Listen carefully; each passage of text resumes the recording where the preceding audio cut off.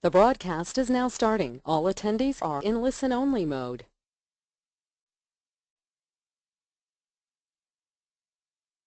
Good evening, everyone, or good morning. This is our last class of this batch.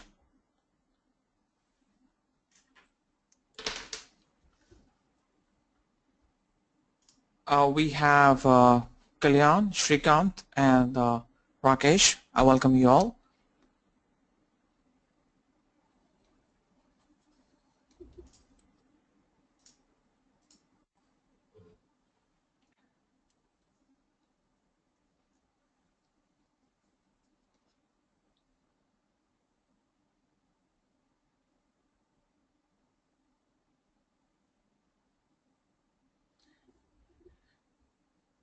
Let's start with our topics. We are left with two topics, OpsWorks and the CloudFront. So right now, I'll start with the OpsWorks, right? Because after the OpsWorks, we'll cover our CloudFront. So after completion of these two topics, we would be going through some of our AWS certification question and answers. Okay, so let's get started.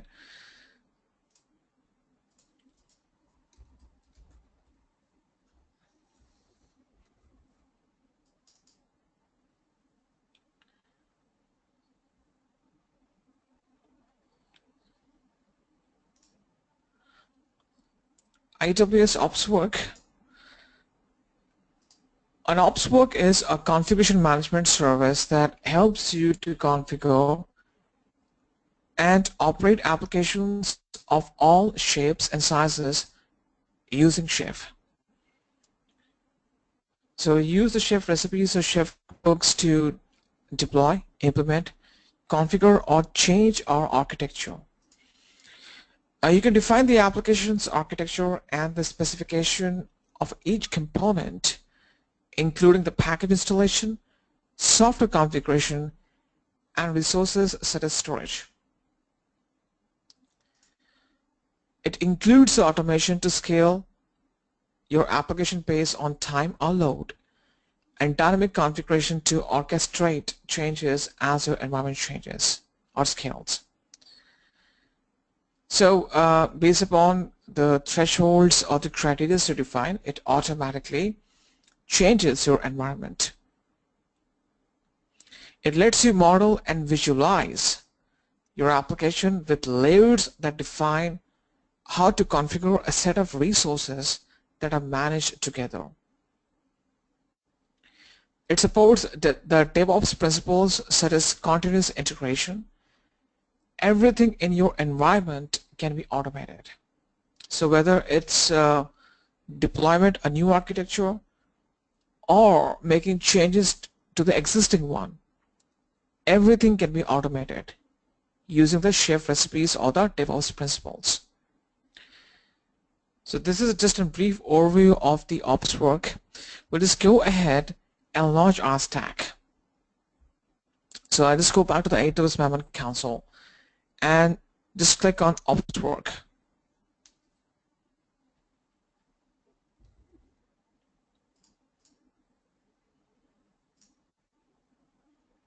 Now over here, under the OpsWorks, I just go down. Now, the first thing first is that I need to launch something called stack. What is a stack? A stack is a collection of resources that help you to build your application from scratch. So just go ahead and click on add your first stack. Once we add the stack, we have to add something called layers, but right now let's define our stack. On the top right side, we have to select Shift 11 stack. We'll use the simple built-in cookbooks for our applications and deployments. Now we have to define the name or assign a name to the stack that we're just going to create right now.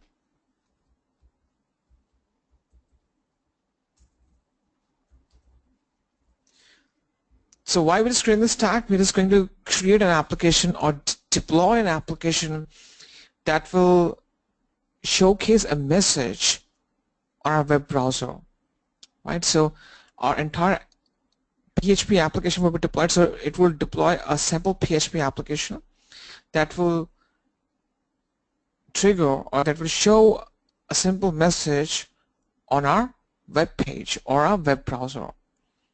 So we just assign a name to the stack. I'll just name it as my stack. In the region, I'll just keep it as Orion. I'll not change the VPC. I'll just keep it to the default VPC, default subnet. I'll keep the default operating system as it is, that is Amazon Linux 2016.03. The default SSH key, I'll just use that. Now the chef version, I'll just keep it as to 11.10. That's the default one. So I'll use the default built-in cookbooks over here. So once I define all these parameters, it's time for me to just click on Add Stack.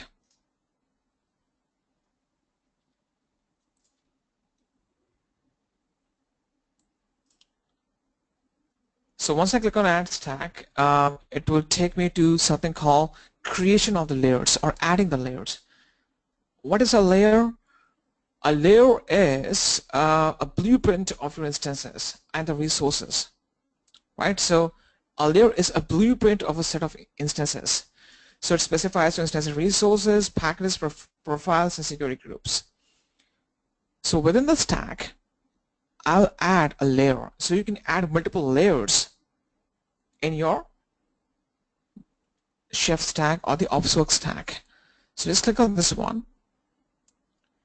Now we are trying to deploy a simple PHP application. So I just choose my PHP app server and just click on Add Layer. So once we add the layer, it's time for us to add the instance. So on the top, at the right side, we need to click on Add Instance.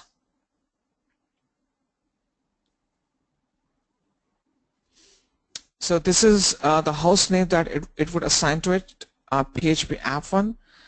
It has automatically picked up the size of the instance, that is c3.large, so I'll just go with that, because I don't think that the t2.micro instance type would be suitable for this kind of deployment. The subnet is already been chosen, so just go ahead and click on Add Instance.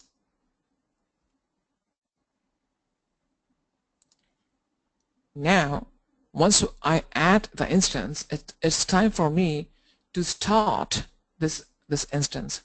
Now once I hit start, it will start installing the chef's recipes, scripts, operating system, all the services that I need to run on this instance to host my PHP web application. So I just click on Start.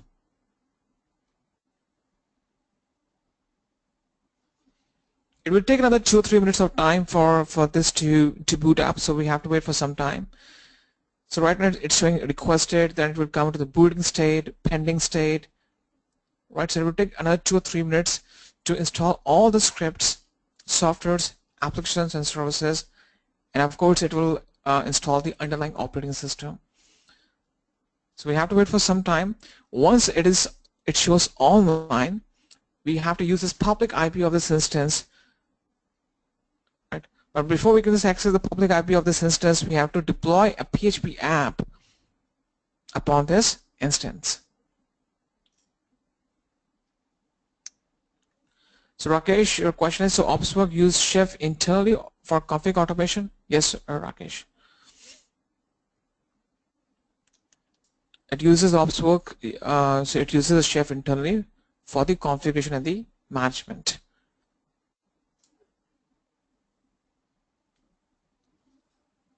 So we have to wait for some time. Right now it's booting up.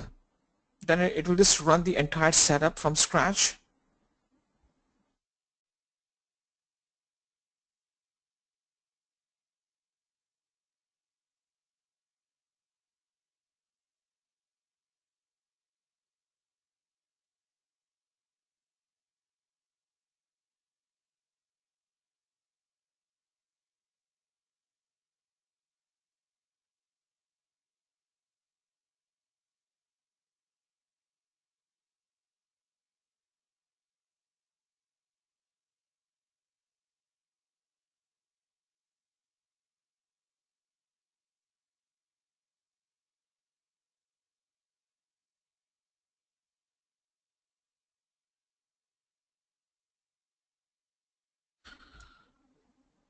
Rakesh, your question is, can we customize automation using ops work, or we have to select one of the listed mentioned?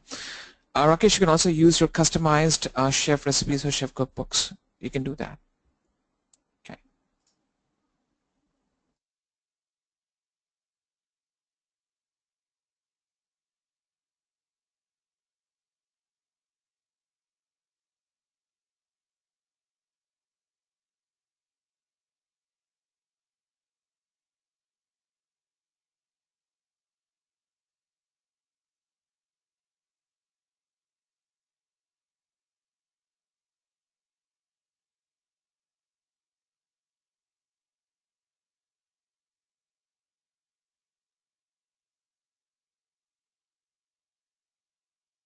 Okay. No, Kalyan, there's no questions on the CLI in the exam. As for my experience says, and I've taken the feedback from multiple students, and also if you can see the blueprint of the examination, not even a single question comes up from the CLI. I have covered the CLI just for the purpose of showing you that how the CLI works, because sometimes you may need that in the real-time scenario. Otherwise, there's no question that comes up for the CLI, so don't worry about that. But yes, we have covered the CLI in brief. We have seen that how we can launch an instance. At least should have a little bit hands-on on the CLI, because if you have to run some command, you can very well do that. You may be extensively using the CLI once you have a complete hands-on upon the AWS and you start working on the automation part. Then you have to use the CLI extensively. But from the examination perspective, it's not required as such.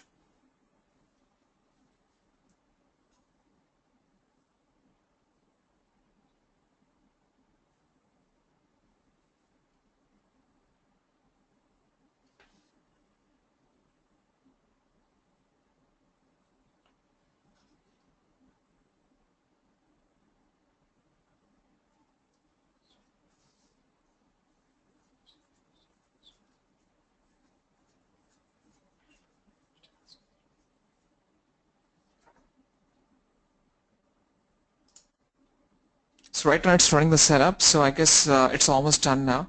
Within a minute or two, the entire setup would be completed, and this instance will come online, and after that we'll just deploy an application upon that.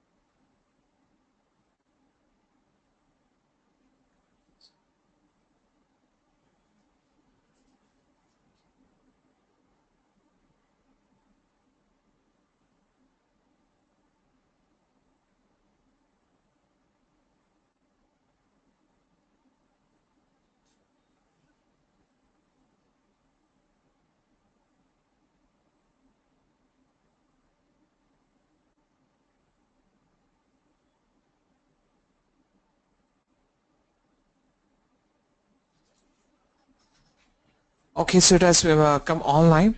It's time for us to deploy our application.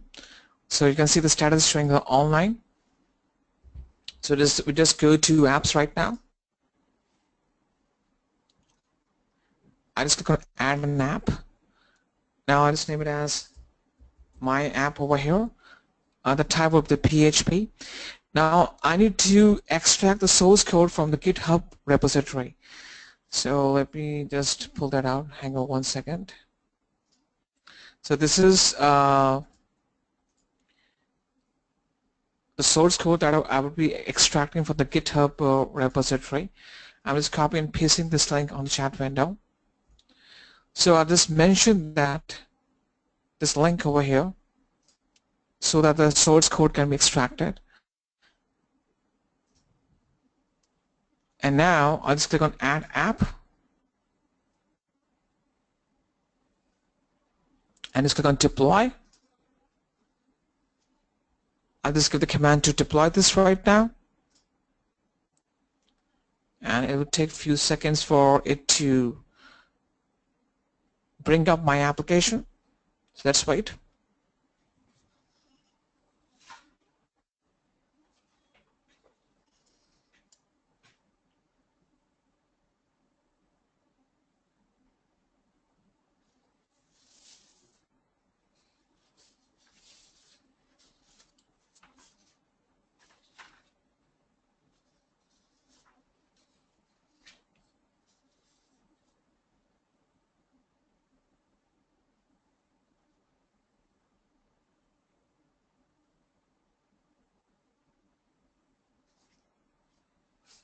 Okay, so our app deployment is successful. It's time for us to just go to our instances and try to access our instance using this public IP. So I just copy and paste. Let me just click on this one, and this has not just given a message on our web browser. So this is how you can just deploy a simple PHP app using some chef cookbooks and recipes to the ops work.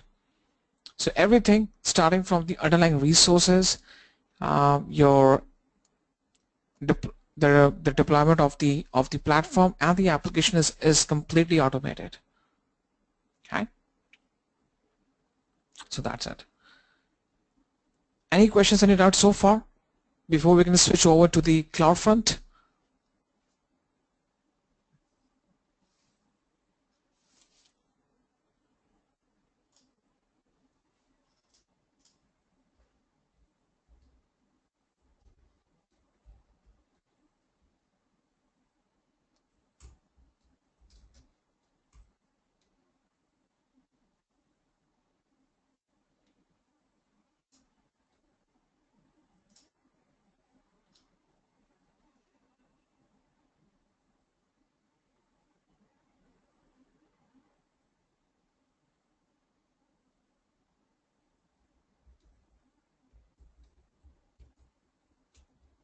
Just give me a second over here.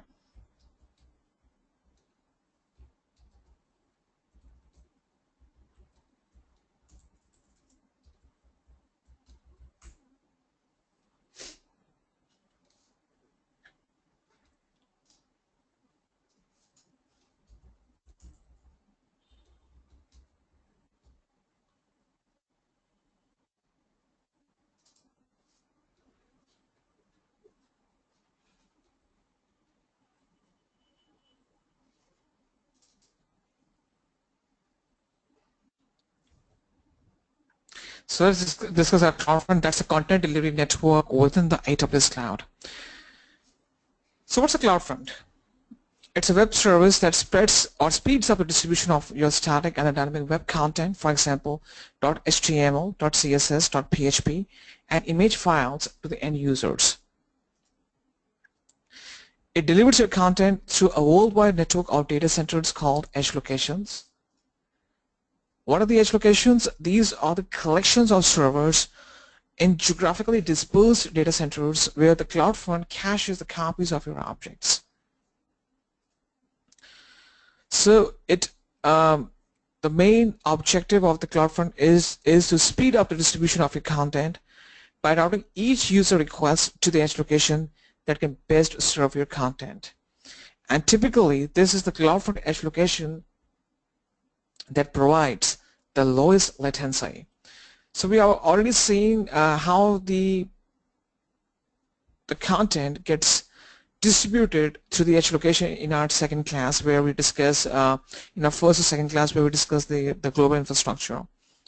So the CloudFront is a service that makes use of the edge locations to distribute its content across the globe.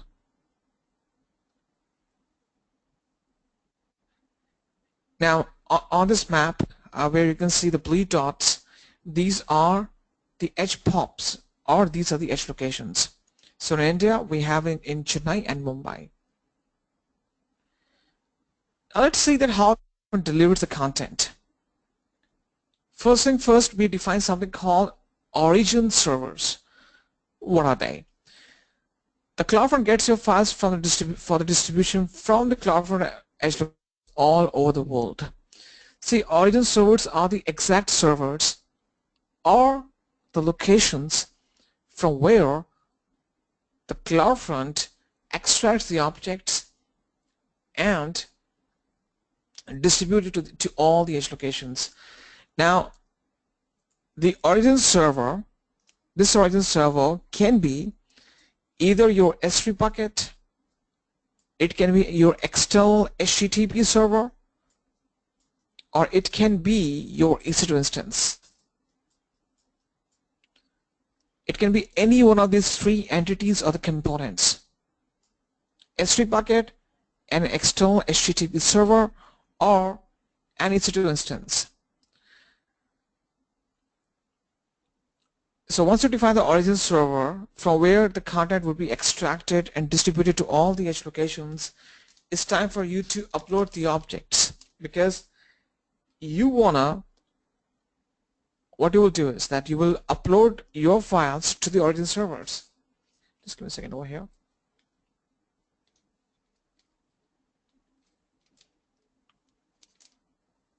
Yeah. So you will upload the files to your origin servers, and these objects or the files would be taken or extracted from your origin servers and distributed to the edge locations where they will be saved in the cache memory. Regarding the CloudFront distribution, now this is the exact configuration that you have to perform. In the CloudFront distribution, the CloudFront tells which origin servers to get your files from, when the users request the files through your website or the application. CloudFront sets your distributions configuration to all the edge locations. As you develop your website or application, you use the domain name that the CloudFront provides for your URLs. Optionally, you can configure your origin server to add headers to the files. The headers indicate how long you want the files to stay in the cache in the CloudFront edge locations. See, you might need to update the web content on your website on an hourly or daily or weekly basis or monthly basis. So depending upon that how frequently you want to update the content, you can impose the TTL or the time to live on your objects, post which the CloudFront will extract new content from the origin servers. So let's do one thing. Let's go ahead and deploy our CloudFront configuration. So we'll just go to CloudFront. That comes under the storage and content delivery.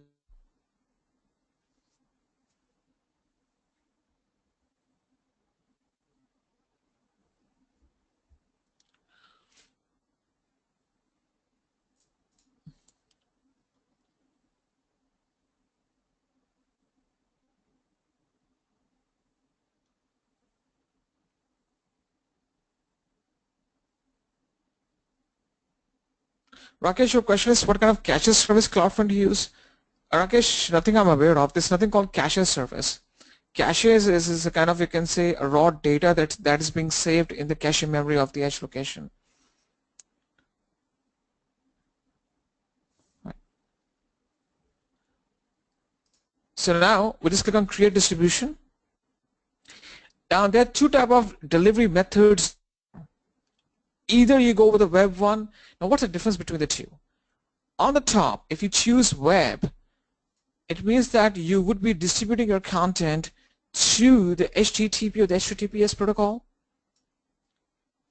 So if you want to distribute your content or showcase your content through these two protocols, HTTP or HTTPS, then you have to go for the web one.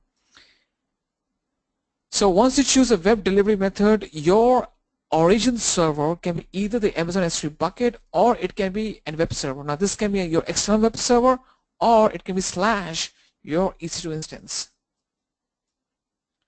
If you go with the web delivery method. The next delivery method is called RTMP. It stands for Real-Time Media Protocol. It's a kind of protocol that is used for distributing your streaming media like you have on the YouTube. So if you want to distribute your streaming media through the CloudFront, you have to choose the RTMP.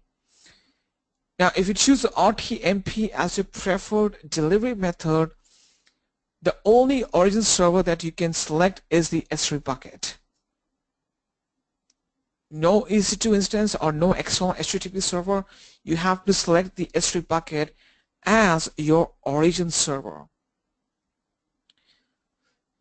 As of now, we'll just keep it simple. We'll just go with the web delivery method and just click on get started. Now it's time for us to perform the configuration or create this distribution. So once we create this distribution, this will be pushed to the edge locations. First thing first, I have to define the origin domain name. Right now I don't have the bucket created, so let me do one thing. Let me just create a bucket real quick.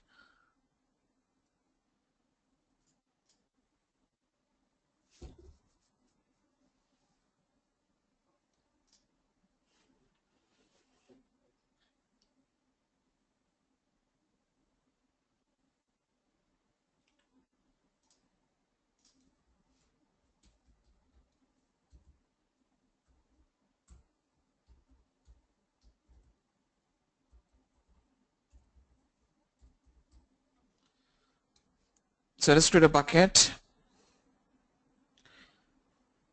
So we can assume that we have all the content saved in this bucket. So what I will do is I just go back to my CloudFront distribution. I just need to refresh this page.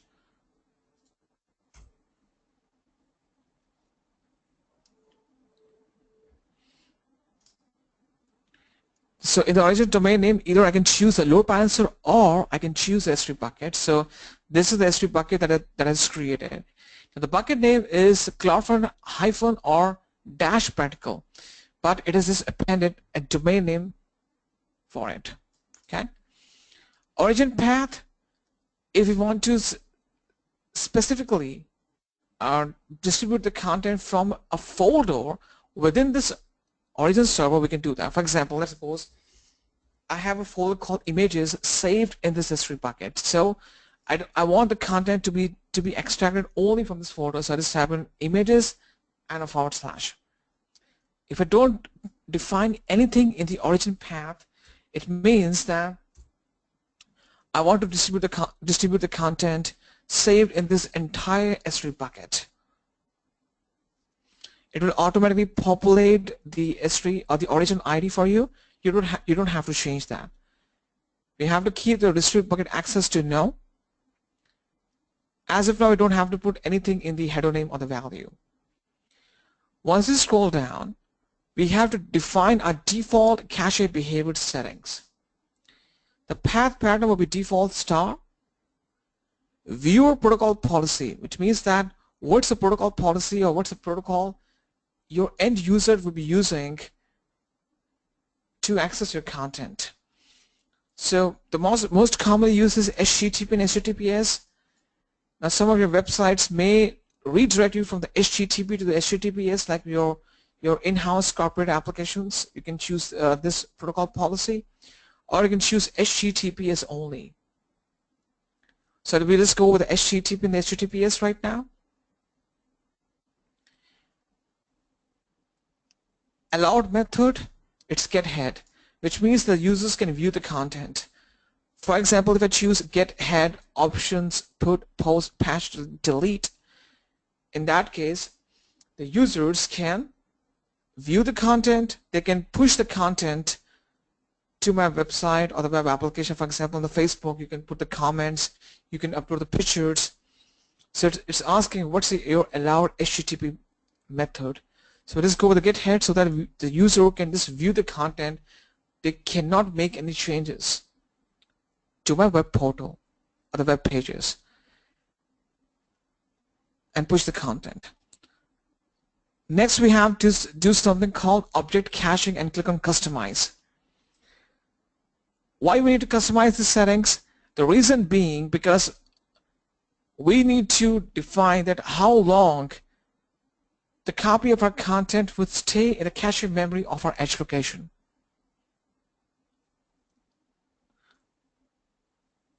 By default, it's 86,400 seconds. So if it is take the calculator,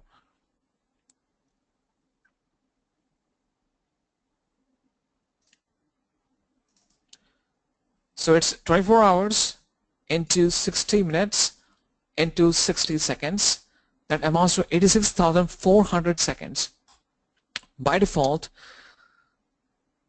the copy of your content stay at the edge location for 24 hours, post which the edge location or the CloudFront will ask for the new content for the origin server and push it to the edge location.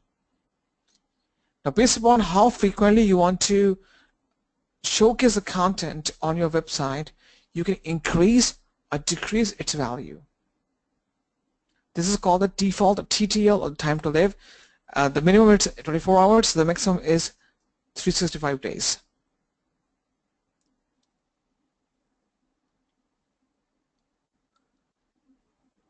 Down below, we just go to forward cookies. We don't have to change that. Smooth streaming, we just set to no because we don't have to distribute any streaming media. We scroll down, we don't have to change any one of these options as of now. But this is quite important. Distribution settings. What is that? First thing first, we have to choose the price class. In the price class, we choose that what are the edge locations that are there through which we want to distribute the content. As the name implies, it is a price class, which means the more edge locations we choose, the more we have to pay. Because, for example, we choose all the edge locations which contain 50 edge locations, so our content will be distributed, or 50 copies of our content will be distributed to all these 50 edge locations. So the more edge locations we choose, the more copies of our content will be distributed across, and the more we have to pay. If I choose all the edge locations, so all the edge locations across all the continents will be chosen to distribute your content. I can choose US and Europe. So for example, I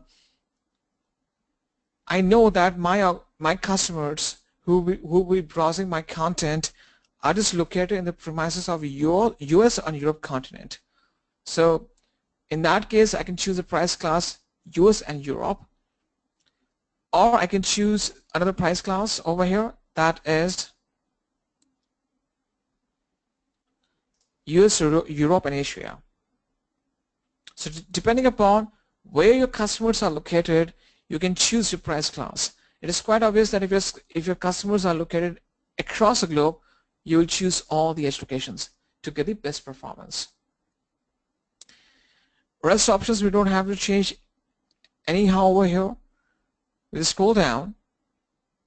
Optionally, you can just enable the logging and choose a bucket to accumulate the logs, so that if anything gets changes or updated in your CloudFront distribution, you are being notified, or the logs have been delivered to S3 bucket. Now this is not required as of now. Just in case if you want to track down, okay, what kind of things are happening with respect to your CloudFront distribution, you can just accumulate the logs in your designated S3 bucket, so that you can just go to the past and see that what kind of things happened to your CloudFront distribution, or within your CloudFront distribution, I would say that. So I just keep it logging to off as of now. The last piece of configuration that we have to select is enable or disable. The difference is once I hit enable and I just click on create distribution, just after this thing, after immediate effect, this will come into the action and it will start distribute the content to all the edge locations depending upon the price class that I've chosen right now. If I hit disable and just click on create distribution, the distribution will would be created, but it will not be active. It will not deliver the content unless I just go back and enable it again. So what I would do is I just click on disable and just click on create a distribution. So this is how we just create a CloudFront distribution. Now, this is the CloudFront distribution ID, and this is the domain that I will be using for during my web application development, so that if any user asks for the content based upon this domain name, the CloudFront will reroute the user's request to the nearest edge location. So this domain is critical for me to specify during the development of my website or the web application, so that if the users ask for the content, he is being redirected to this domain name, which will help the user to extract the content from the nearest edge location. You can add more origin servers from here. Also, you can impose some restrictions. For example, let's suppose you might have seen this thing that in some nations the contents are being restricted. So you just hit edit. So you can just click on enable geo restriction, and you can choose blacklist, and you can just blacklist some of the countries so that they're not able to see your content. And click on yes. So you can blacklist some of the countries so that they are not able to view your content on your website. So that's about the CloudFront distribution or the CloudFront. The last concept that is quite important from the examination perspective, I'll just let you know, this is a short question that comes from the certification. Now, let's suppose this is your entire infrastructure and this is your origin server. This can be either your S3 bucket, an external HTTP server, or it can be your EC2 instance. Now all these edge locations over here, they have the copy of the content. They've already extracted the content from the origin server. In an ideal situation, the users sitting over here, they ask for the content, and the edge location has the copies of the content, and it very well distributes the content to all its end users. So this is your ideal situation. Down below, over here, the situation becomes a little bit tougher or different. The users ask for the content, but the edge location is clueless, because the content that the user is asking for, it is not present in the cache memory of the edge location. So instead of going back to the customer and saying, hey, I don't have the content, the edge location will contact the origin server and say, hey, origin server, do you have the content? If the origin server has a copy of the content, it will say, yes, I have the content. It will hand it over to the edge location, and the edge location will distribute that content, stream that content directly to the end user. Yes, there will be a little bit of latency, but still the user would get his content. After the edge location retrieves the content from the origin server and distribute it to the end user, the edge location will keep a copy of the content and save it in its cache memory, so that in the future, if any other user asks for it, the edge location will have the copy of that content. So that's how the edge locations and the origin server work hand in hand. And this entire thing, it's being managed by the CloudFront as a service.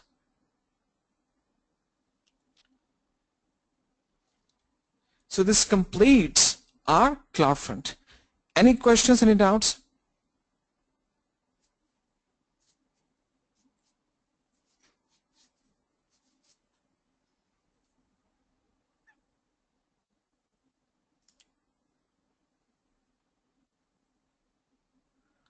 Rakesh, the dynamic content, it gets distributed in the same way. Whether it's a static content or the dynamic content, the configuration remains the same. But yes, if you're referring the dynamic content to the video streaming videos, then you have to choose the RTMP as your preferred delivery method.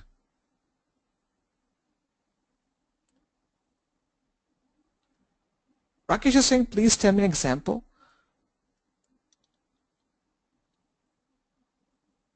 But that is S3, so static one.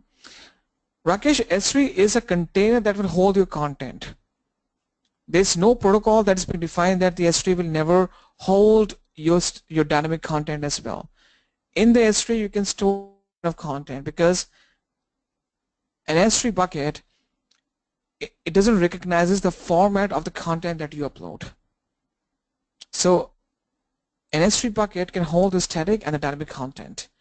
And the CloudFront can distribute the content from the S3, take the content from the S3 and distribute it to all the edge locations. So there's no protocol or rule that applies on the S3. S3 can hold both the static and the dynamic content. Okay.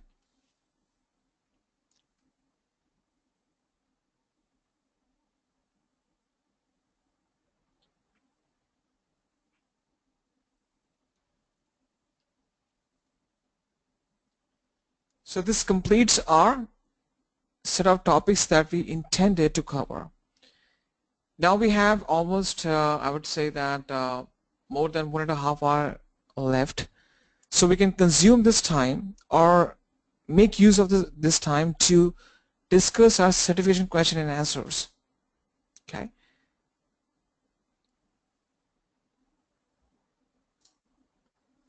So it will be kind of a quiz session.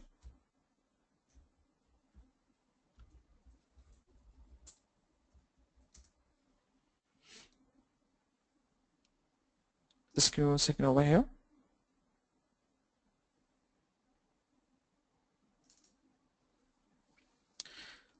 So these are the set of questions that are important from the examination perspective, but I'm not saying that these are the dumb questions that come up, but these are important questions that are being seen in the certifications.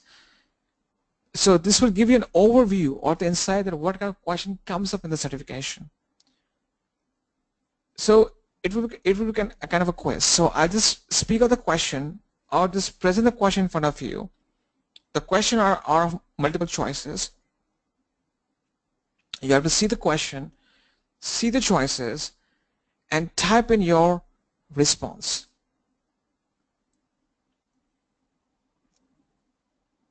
Right. So let's get started. And this Q&A will also be a good reflection that how much we have grasped so far. Okay.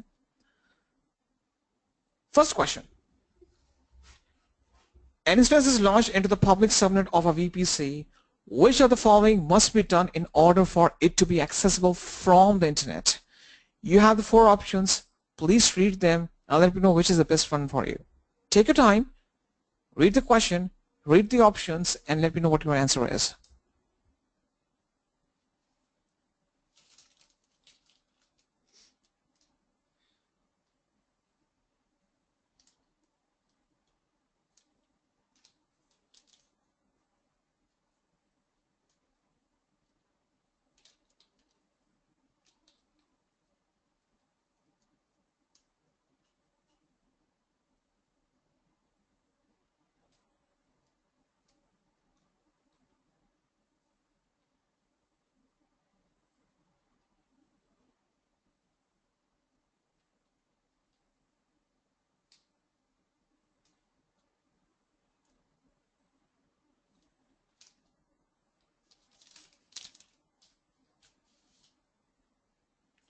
Don't receive any response right now. Just take your time.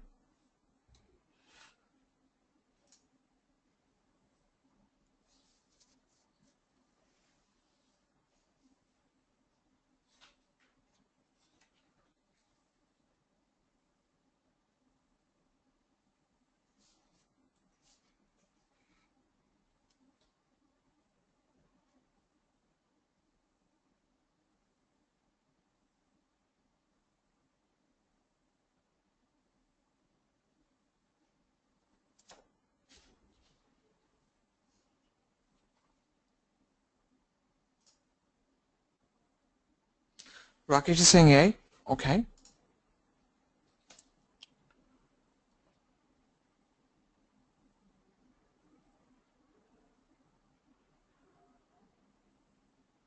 Okay. Any other response from any other person? Any inputs? So the correct answer is A. So the thing is that whenever you launch a VPC, there are two prerequisites that have to be fulfilled. First thing first, either you have the elastic IP or the public IP assigned to the instance. And the second prerequisite is that your subnet should have the IGW or the Internet Gateway associated to them. So it is saying, so once we attach the Internet Gateway to a subnet, it becomes a public subnet, right? Which means this prerequisite has been fulfilled. So now, only one of this prerequisite or the condition has to be fulfilled right now, which is missing. So the correct answer is A. Okay. Second question, quite simple. In the VPCs with private and public subnets, database servers should be ideally launched into. I don't think that you have to take too much of time to answer it. It's a very simple question.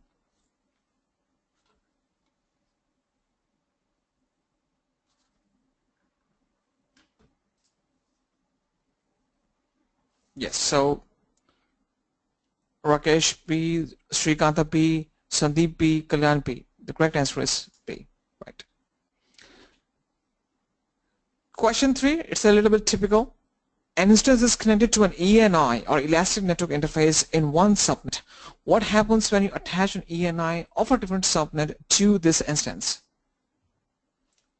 This is a kind of a typical question. Take your time and just answer it.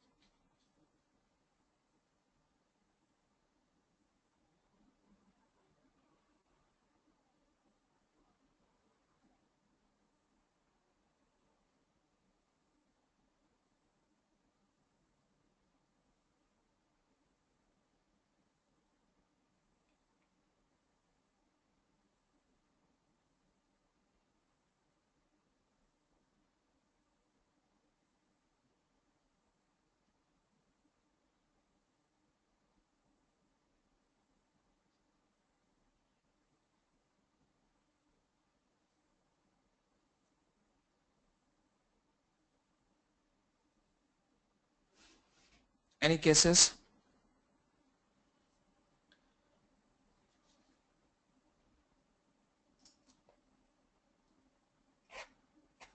Rakesh, I have covered the ENI. I had covered that.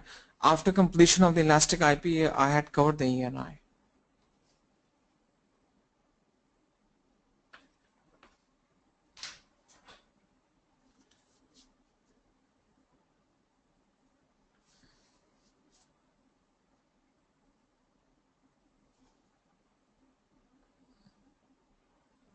Sandeep is saying B, Kalyan C, Shrikant A. So the correct answer is B. The instance follows the rules of both the subnets. See, I've discussed the ENI, in which I discussed that, let's suppose that, give me 1 second. If this is your instance, this instance is in a separate subnet but in the same availability zone. It has its own ENI, Elastic Network Interface. Now the Elastic Network Interface carries 3 main properties or attributes. The first one that it carries is, it carries your public IP, it carries your private IP, and also it carries your MAC address. Now, if you want to perform the failover, so you have another instance in the same AZ but on a different subnet. It has its own ENI, its own properties. But just to perform the failover, if you take out this ENI and attach it to another instance in another subnet, the traffic will be rerouted because all these three properties, public IP, private IP, and the MAC address, will be bounded to this instance right now. So this instance will handle both kind of traffic. It will handle the traffic that is being redirected to both the subnets, its own one and the subnet within which this instance is residing. So it will carry the properties of both the subnets because it will handle the traffic of both the subnets.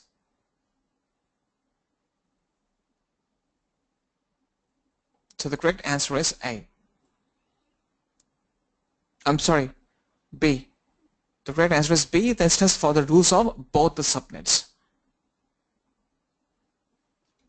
Now we have discussed CloudFront right now. Which of the following can be used as an origin server in the CloudFront? Choose 3. I don't think that you have to spend too much of time on this question. I expect a fast response.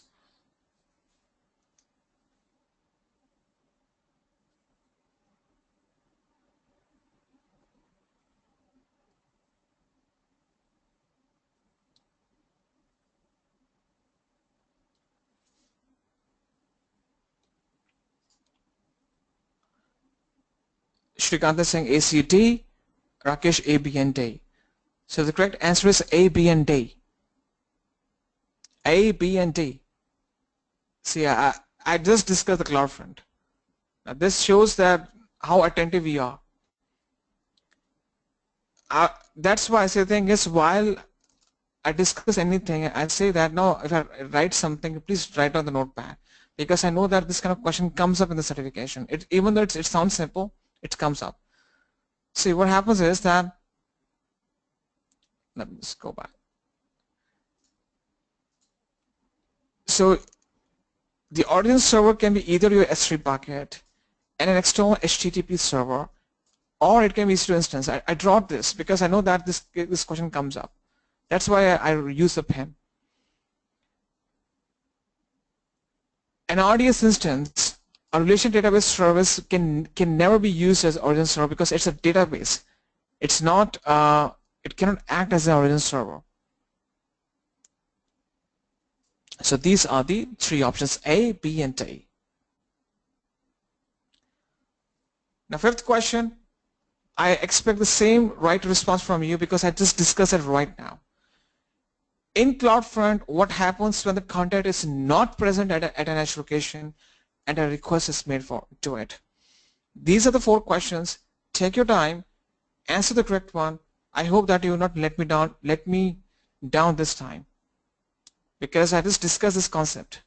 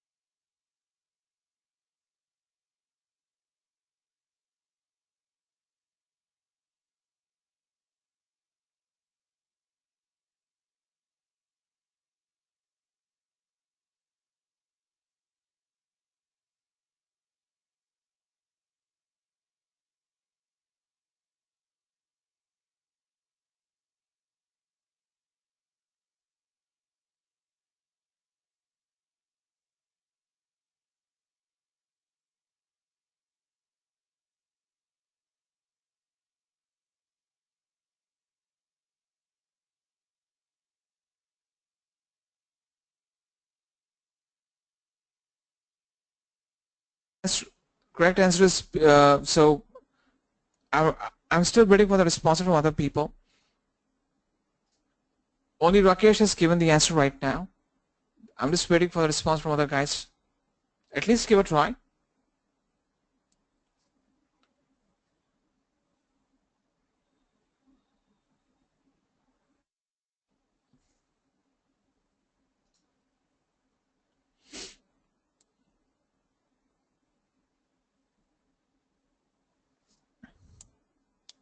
Kulal is saying B.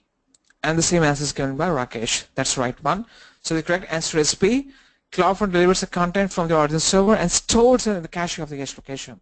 I just emphasize on the concept.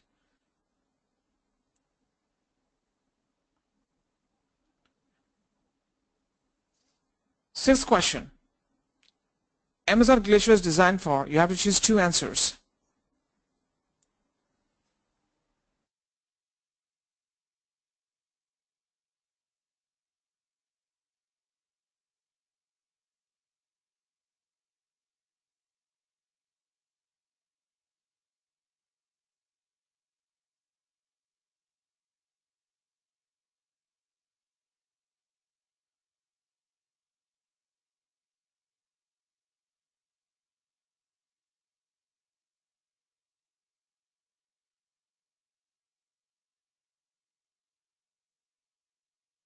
Okay.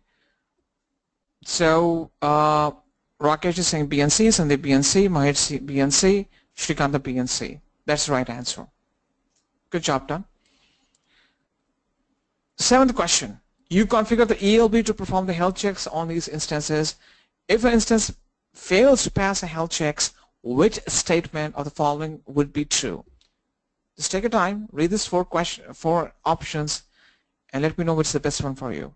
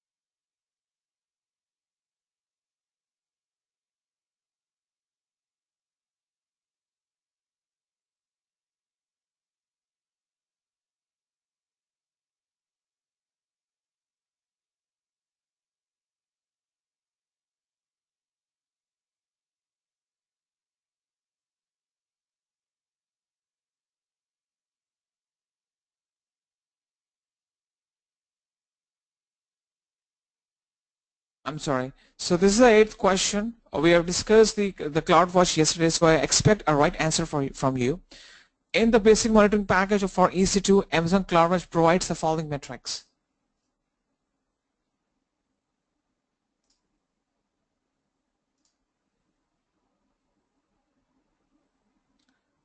Mahesh was 7, the answer was C.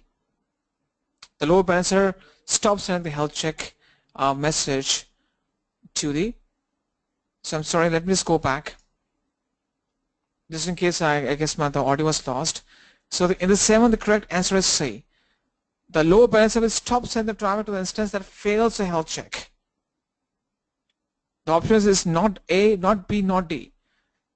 Once the load balancer gets to know that the instance is not responding to the query performed by itself, it's not responding to the query performed by the load balancer, the load balancer will stop sending the traffic to the instance. It will never quarantine it. It will never perform any root cause analysis. So the correct answer is C over here. Okay, so coming to the 8th question, in the basic monitoring package for EC2, Amazon CloudWatch provides the following metrics. So yesterday we have done the CloudWatch. So I made this point very much clear that what kind of thing we get by default, what things we get by customizing. So yesterday I just showed you how to customize some metrics. Or create some custom metrics on the Linux AMI. I just created that yesterday on the Ubuntu server. If you can recall.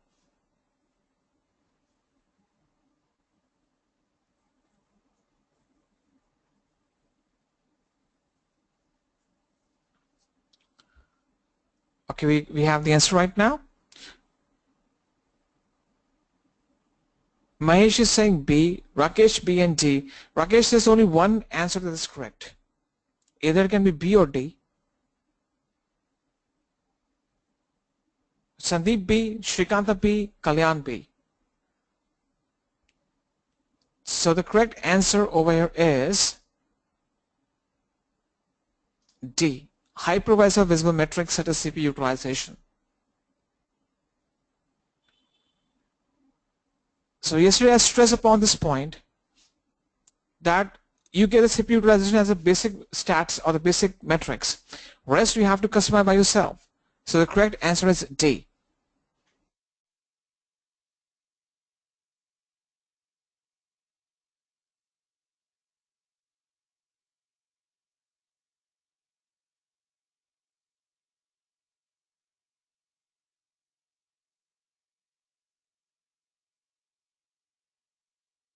Next question.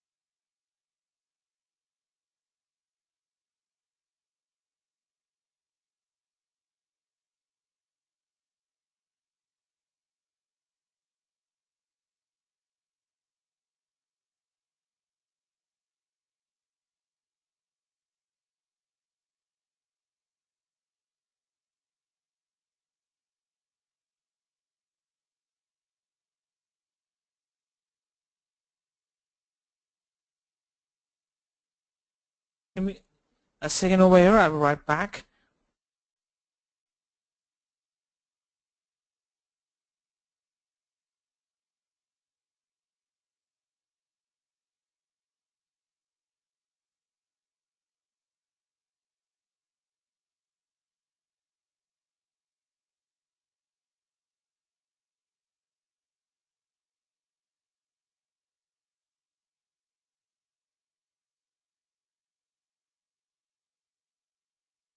So I guess we got the answer for the 9th question.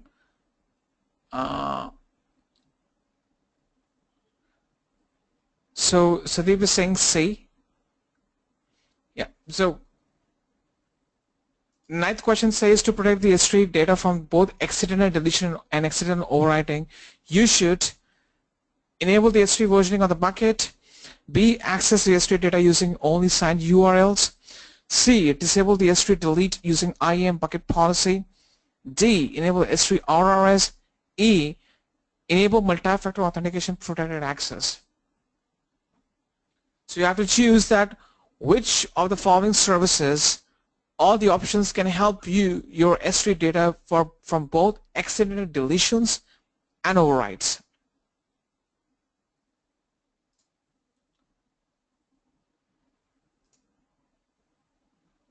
So Sandeep, you're saying C, right? And Rakesh is saying A, Mahesh A, Kalyan A, Shrikanta A. So the correct answer is A over here. Rakesh, why are you giving two answers for everything? In any of the questions that have two options, they will ask you that you have to choose, you have to make two choices. So that don't get into the mode of answering two or picking up two options unless it is asked in the question itself. So there's one, either it can be A or it can be the C.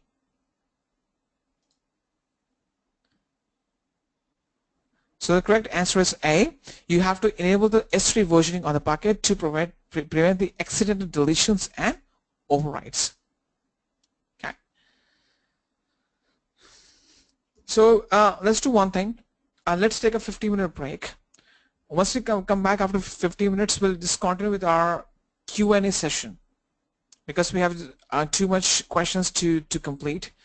So my intention is that I cover almost all the questions that are important from the examination perspective. So let's take a break for 15 minutes. Once we come back, we'll just continue with our conversation. All right, thank you.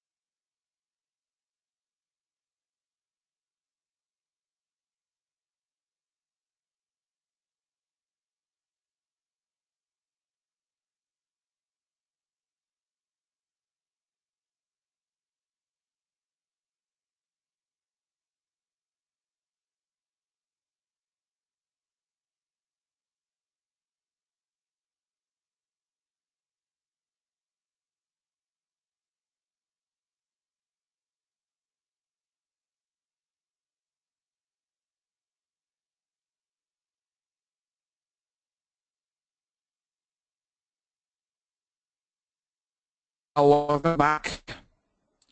I guess all people are back now.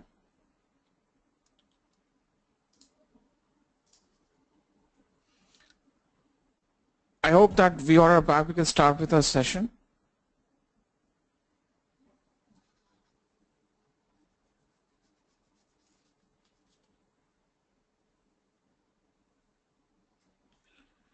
Alright, so let's get started or continue with our conversation. So we were discussing our question and answers.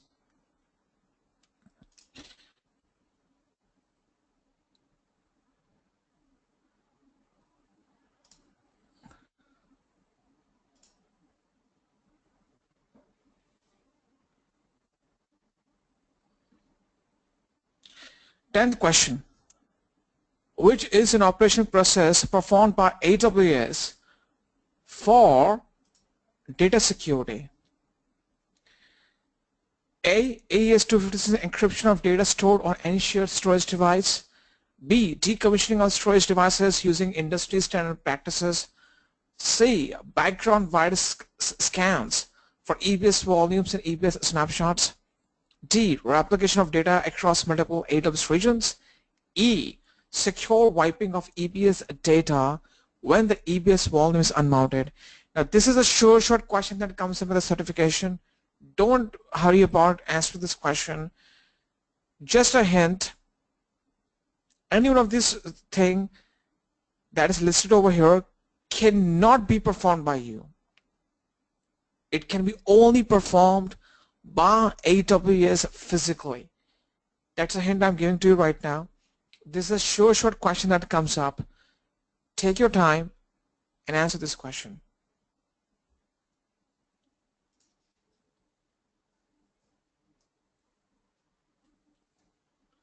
Rakesh has come up with A. Okay.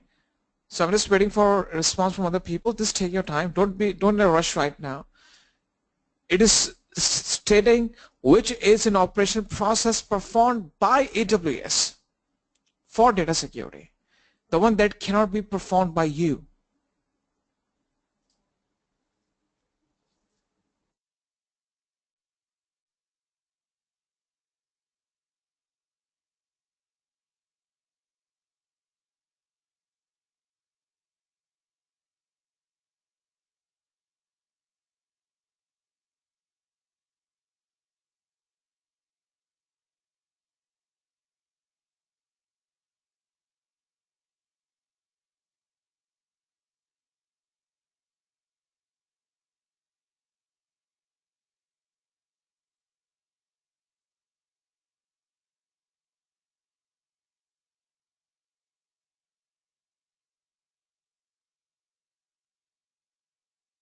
You got this saying B, Sandeep A.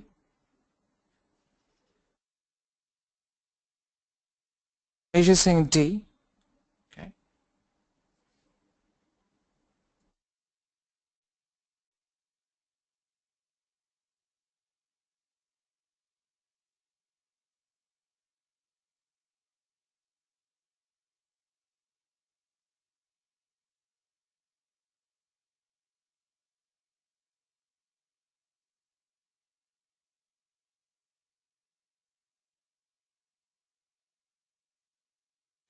Answer is given by Shrikant. The answer is B. Decommissioning of storage devices by using industry standard practices. See, the thing is, rest all other options can be done by you, but you can't decommission the storage device. You can't go to the AWS data center and decommission the storage devices or hard disk.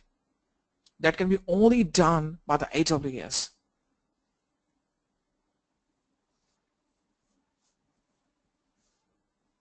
Right.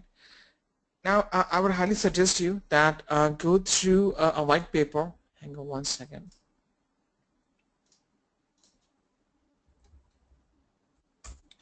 It's called Overview of Secure Processes, and you will get the first white paper over here. You have to just go through it. I'm just copying and pasting this link for you. I'm not sure whether it has the exact point that is being mentioned in this answer, but still it will just give you draw a line that what kind of responsibilities you have to handle to make your data secure and what kind of responsibilities are being managed or handled by AWS. I'm just copying and pasting this link for you.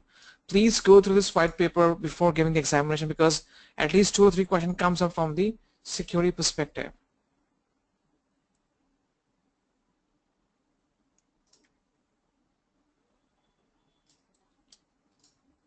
Good job, Shrikant.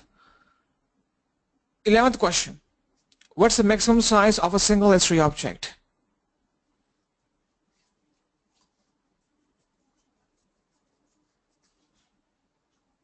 Very fast. Okay. Rakesh B. Okay. Shrikant B. Sandeep B. So the correct answer is B. That's correct. Good job. So the maximum size of a single S3 object is 5 terabyte. I just put the next question to you guys. How much maximum size we get under the free tier account in the S3? For the S3, how much free tier data we get? Rakesh is saying 5 GB. Okay, that's fine. Yeah, 5 GB. So under free tier, we get the 5 GB of data free, others S3 storage free. To other question. Is the data stored in the S3 always encrypted? It's a little bit typical question. Take your time and answer it.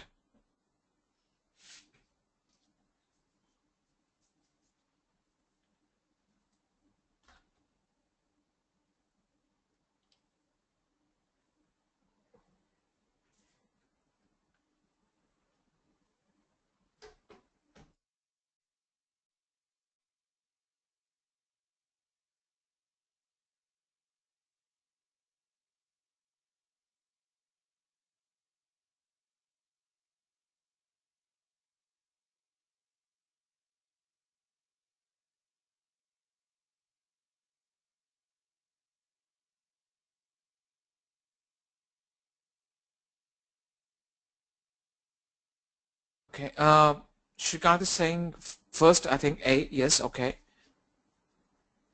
I'm just waiting for a response from other people. As a hint, I covered that under the KMS or the key management service. Mahesh is saying C, Sandeep is saying C, Rakesh C. So the correct answer is C, yes, only when the right APIs are called. So if you can recall, I showed you that how you can encrypt the data through the KMS in your S3 bucket. So let's go back. Let me show you right now. For example, in the S3 bucket, I just upload an object, add the file, and I just need to add any file right now. While adding the file, let's click on Start Set Details. Just go to Use Server-Side Encryption and choose a master key to encrypt the data. I'm making the right API calls to encrypt my piece of information or the object that I'm trying to upload to this S3 bucket. So the correct answer is C, yes, but only when the right APIs are called.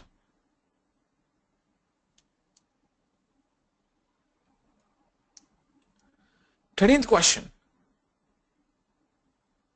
What is true for S3 buckets? You have to select multiple if more than one is true. So Rakesh, it's a good opportunity for you. You can choose multiple answers from here. As a hint, 3 options are correct.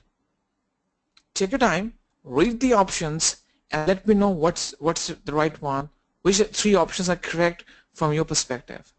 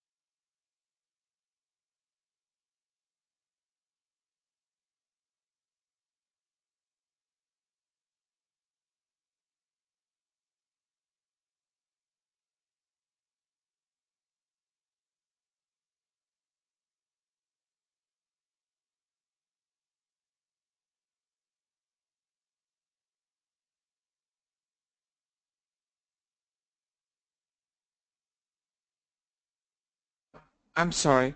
So the answer is given by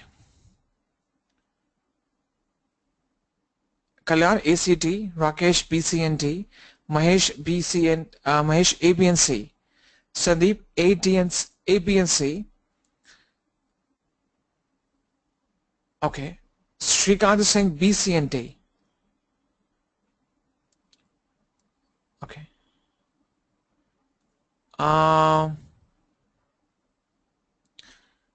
Rakesh is saying AC and T. Let's do one thing. I'll not declare what's the right answer. Let's just go option by option and see that whether that holds true in the real-time scenario. The first option A says bucket namespace is shared and is global among all AWS users. So let's go back to our S3 bucket.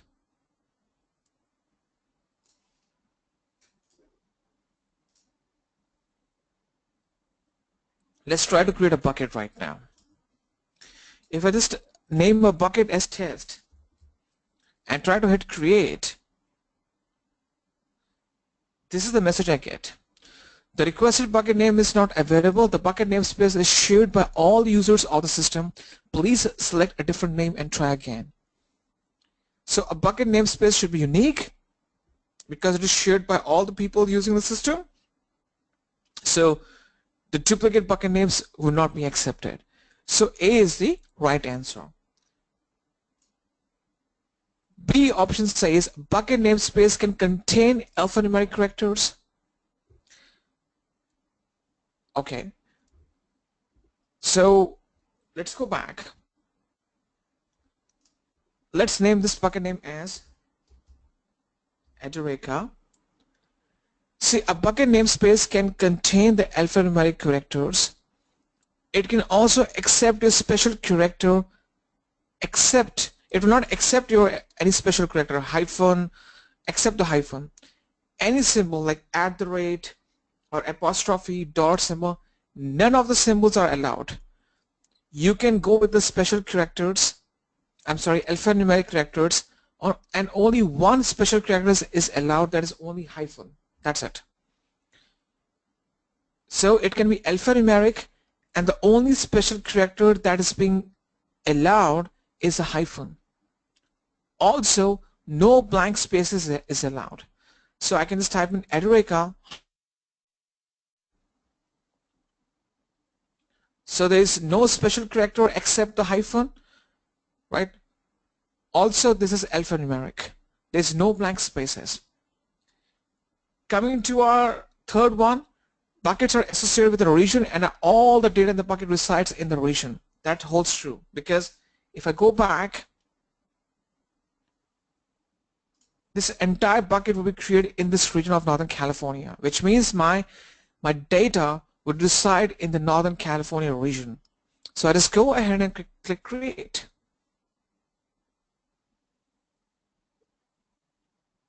Which means my A, B, and C are correct. D option says buckets can be transferred from one account to another through API. It is completely incorrect. You cannot transfer the buckets, but you can transfer the contents using cross-regional application. If you just go back, just go to properties, you can choose a cross-regional application to replicate the contents from one bucket in one region to another bucket in another region, but you can never transfer the bucket. So the D option is completely incorrect. The correct answers are A, B, and C.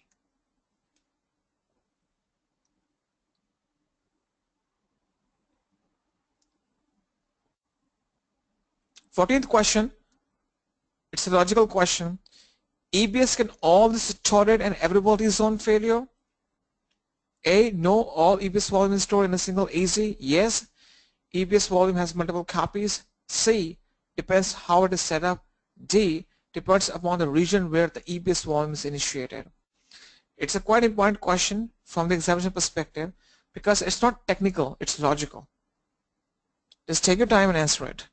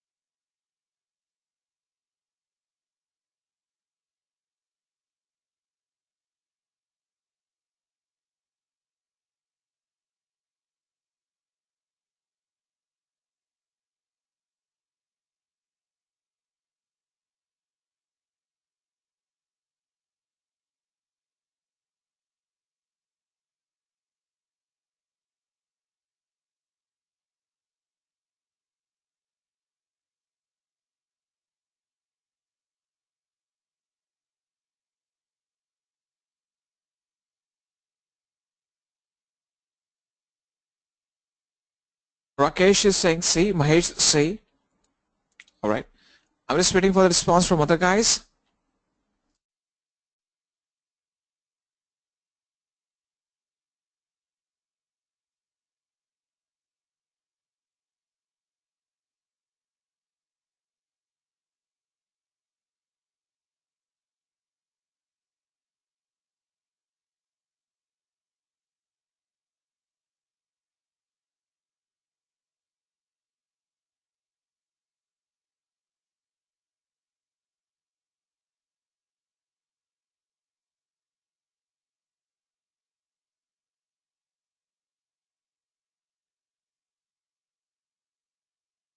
Let's see the response. Kalyan A.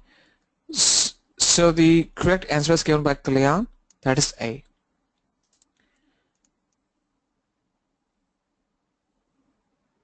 No, all the EBS volume is stored in the single AZ. See, the thing is, you have an availability zone where you have the instance running. And this is the entire EBS volume that is attached to it. As a thumb rule, both your instance and the volume should reside in the same availability zone. Now, if the entire availability zone goes down, neither your instance nor your volume would be available. Both will be not reachable. So an EBS volume cannot tolerate an easy failure. That's why we have the thing called snapshots. It is a very straightforward question. Sorry. It's a very straightforward question. It is asking, EBS can always tolerate availability zone failure? No, it can never tolerate an AZ failure, because your EBS volume is tied to instance.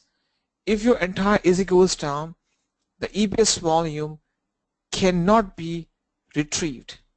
That's why we have the snapshots created, so that we can create duplicate volumes in different AZs and different regions. C is the one that is somewhere near around that, right?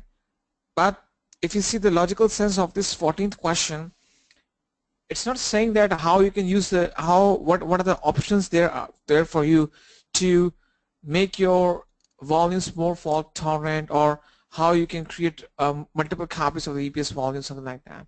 Just asking, can the EBS volume tolerate an AZ failure? The answer is big no. That's why we have the snapshots. I hope it makes sense. So because the EBS volume should reside in the same AZ where the instance is running. So if the entire availability zone goes down, your volume would not be reachable, it would not be available or retrievable.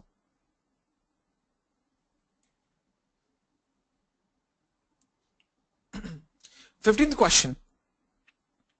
Which of the following auto-scaling cannot do? You have to select multiple if more than one is true. Read this entire options and let me know what's the best options for you. So which of the following actions the auto-scaling cannot perform?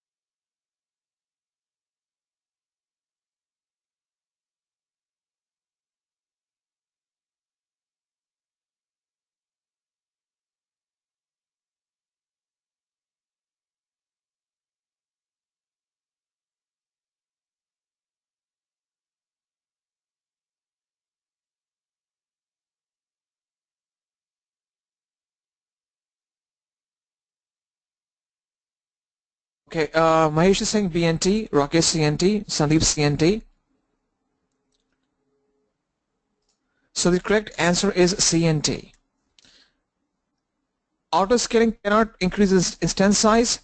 Also, auto-scaling never works on the RDS. On the RDS, multi-easy work. So the correct answer is C and D. These are the two actions that the auto-scaling cannot perform at all. 16th question. Which of the following benefits does adding the multi-easy deployment in the RDS provide? You have to choose multiple if more than one is true. Yesterday we discussed the RDS. I discussed the multi-easy in depth. So I expect a right answer from you. There are two choices that you have to choose from the list.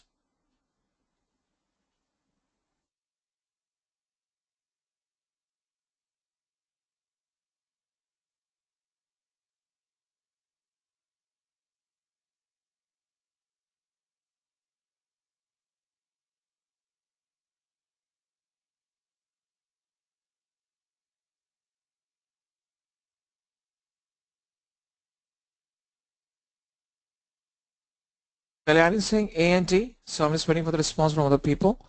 Sandeep, A and D, okay.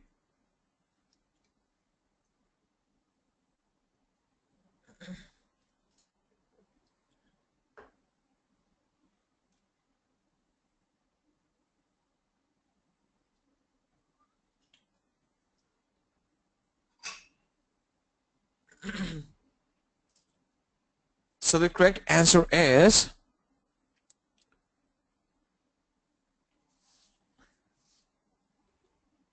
A and D. That's right. See, multi-easy is suitable in two different scenarios where the entire easy goes down or your main database instance goes down during some maintenance task. That's why we choose the maintenance window.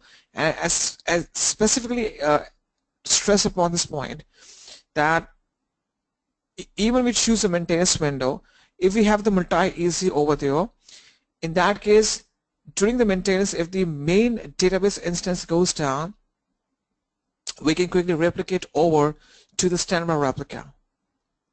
So the correct answer is A and D. 70th question. For an EC2 instance launched in a private subnet in VPC, which of the following are the options for it to be able to connect to the internet, assuming that the security groups have proper ports open? So here we have the four options. Please read through them and let me know what's the right answer.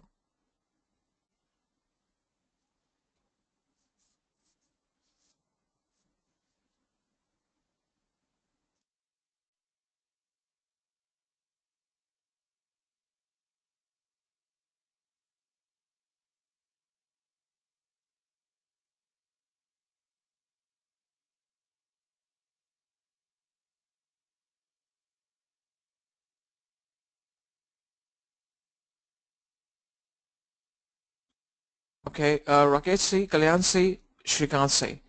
So the correct answer is C only. You will use a NAT instance that will be placed in the public subnet and that will route the traffic towards the internet.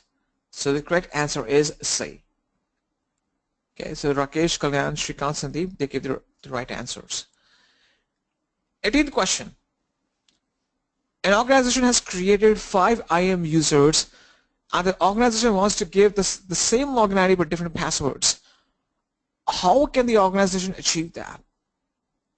This question is asking that if you want to create 5 identical user IDs in the IAM, what's the strategy that we have to follow?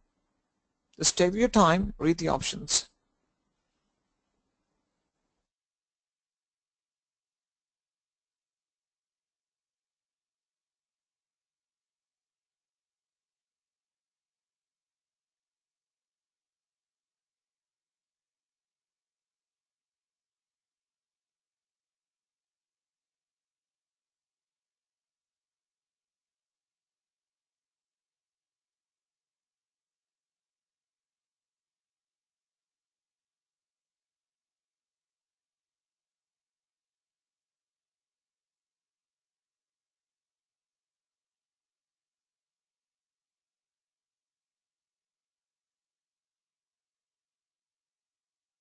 Here we have the answer right now.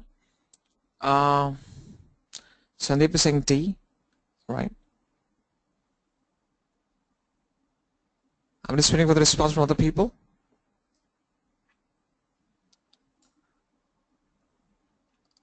Kalyan D. Okay, let's do one thing.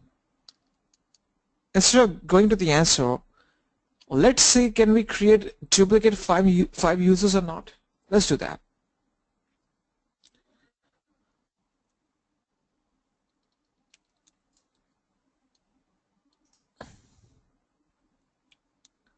Let's see what kind of strategy we can employ to create 5 identical IAM users. Let's try to do that.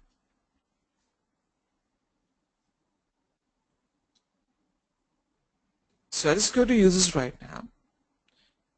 Click on create user, and this is saying an organization has created 5 IAM users. The organization wants to give the same login ID but different passwords.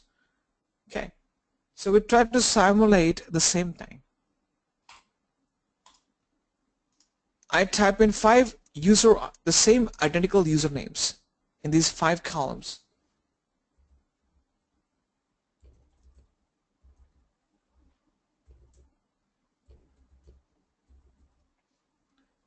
And just try to hit create.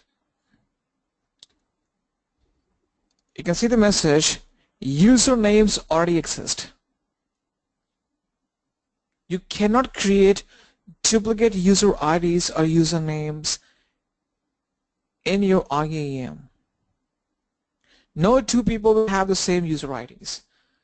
Therefore, the correct answer is B. It is not possible to have the same login ID for multiple IAM users of the same account. This is a short question that comes from the certification. So it seems simple, and because it's not with the IAM, multiple databases like LDAP directories, you can't create multiple users with the same login. That's why in our companies, if we have 2 people with the same name, so they manipulate the usernames by adding a number or special character, right? So no 2 people in the database should have the same login IDs. The answer is B. 19th question. A user is planning to evaluate AWS for their internal use, and the user does not want to incur any charge on his account during the evaluation. Which of the below mentioned AWS services would incur a charge if used?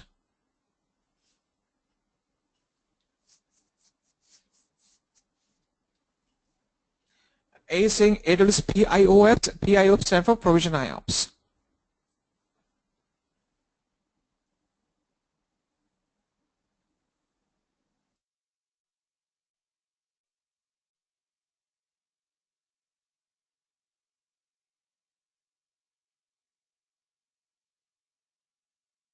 So we have the answer right now.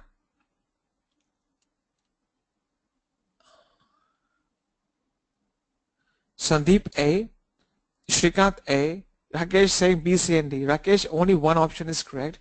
See, the thing is, in the AWS question and answers, if there are multiple choices, they will say you that you have to choose multiple options. So it can be either B, C, or D. You just let me know which one is correct from your perspective. Rakesh is saying A is correct. Okay. Kalyan B. All right. So the correct answer is A. AWS Provision IOPS does not come under the free tier. Plain and simple. Under the free tier category, if you just go back,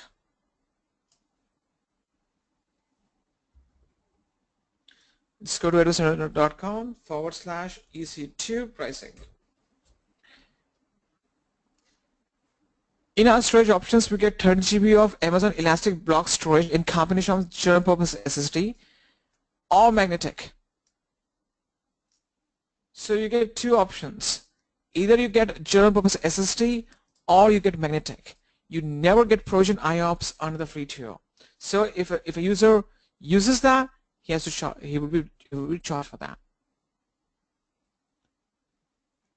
20th question. An organization has created 50 IAM users, and the organization has introduced a new policy which will change the access of an IAM user. How can the organization implement this effectively so that there is no need to apply the policy at the individual user level? A. Use the IAM groups and add users as per the role to different groups and apply the policy to the group. B. Use the IAM role and implement access to the role level. C. The user can create a policy and apply to multiple users in a single go with the AWS CLI. D. Add each user with IAM role as per the organization role to achieve the effective policy setup.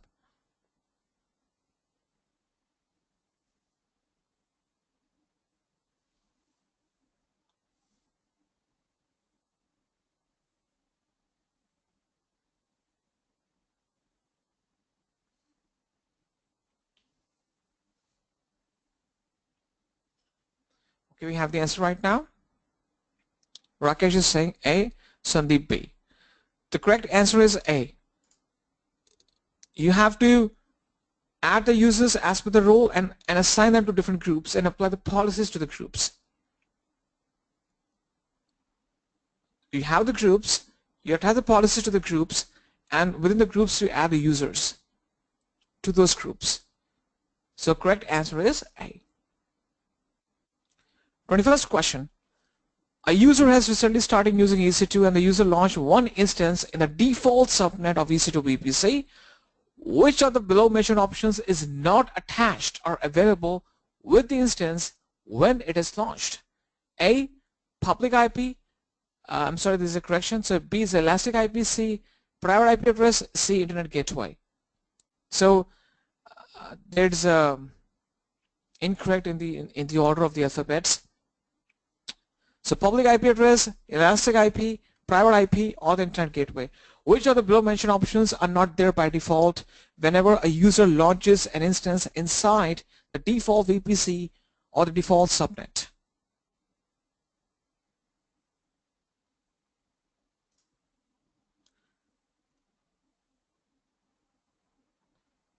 Mahesh, public IP, Rakesh, elastic IP.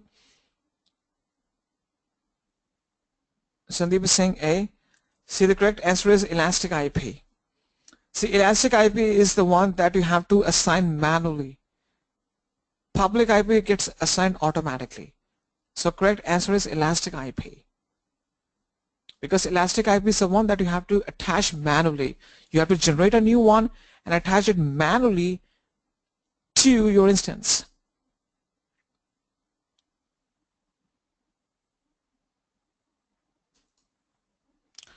Twenty-second question. A user has created a web application with auto-scaling and the user is regularly monitoring the application and he observed that traffic is highest on Thursday and Friday between 8 a.m. to 6 p.m.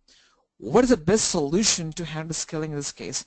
Now this is a scenario-based question. Sometimes I've seen that some question comes up depicting a scenario. So it's saying that the traffic is highest on Thursday and Friday between 8 a.m. to 6 p.m. So what's the best possible solution to handle the fleet size of your or handle your infrastructure? So take your time, read the four options and let me know which one is the best for you.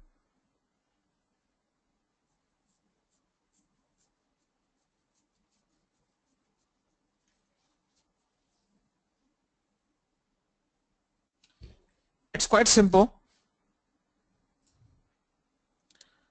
Sandeep is saying A. Shrikant A. So the correct answer is A. The user needs to schedule the auto scaling to scale up by 8 a.m. Thursday and scale down by 6 p.m. on Friday. Plain and simple.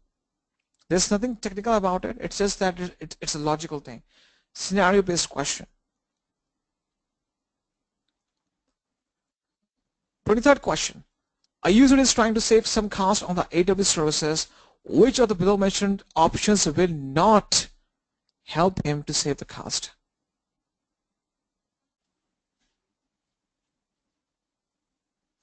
This is also a short question that comes up in the certification. This one is important.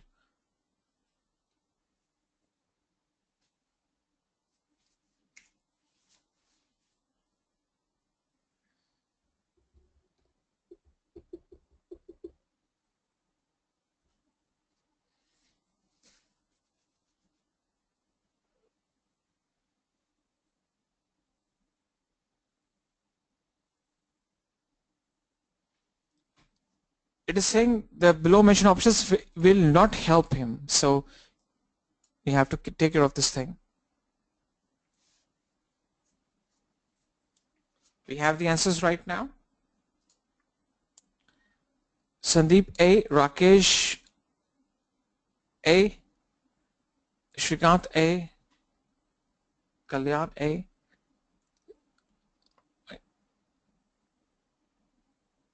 So the correct answer is A, because the launch configuration is just a template, right?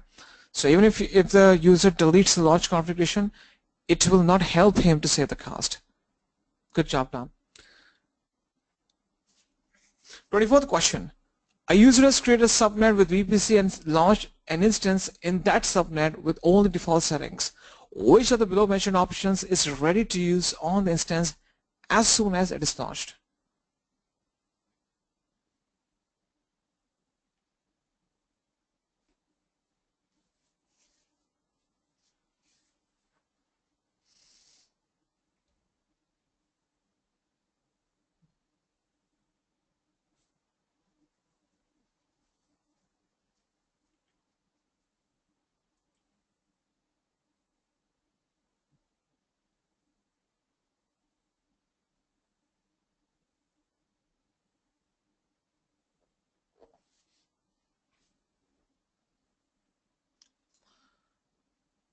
Sandeep T, Rakesh T. So the correct answer is T.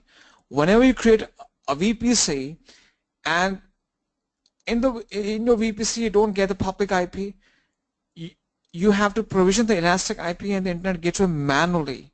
So the correct answer is D, the private IP. 25th question. Quite simple. A user has configured the auto-scaling group with the minimum capacity as 3 and the maximum capacity as 5. When the user configures the auto-scaling group, how many instances will the auto-scaling launch? 5, 2, 0, 3.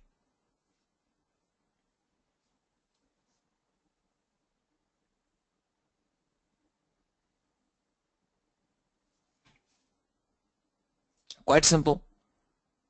Rakesh is saying B, 2. Sandeep is saying D. So the correct answer is D. So if once the user has set the minimum capacity as 3, it will launch 3 instances. It will go to the maximum capacity unless unless the CloudWatch alarm initiates the scale out event. So the correct answer is 3. CloudFormation, quite simple. I discussed that. We have done the CloudFormation yesterday. A user is planning to use a AWS CloudFormation. Which of the below mentioned functionalities does not help him to correctly understand CloudFormation? Take your time, read all these 4 options. So you have to let me know which one of all these 4 is correct from your perspective.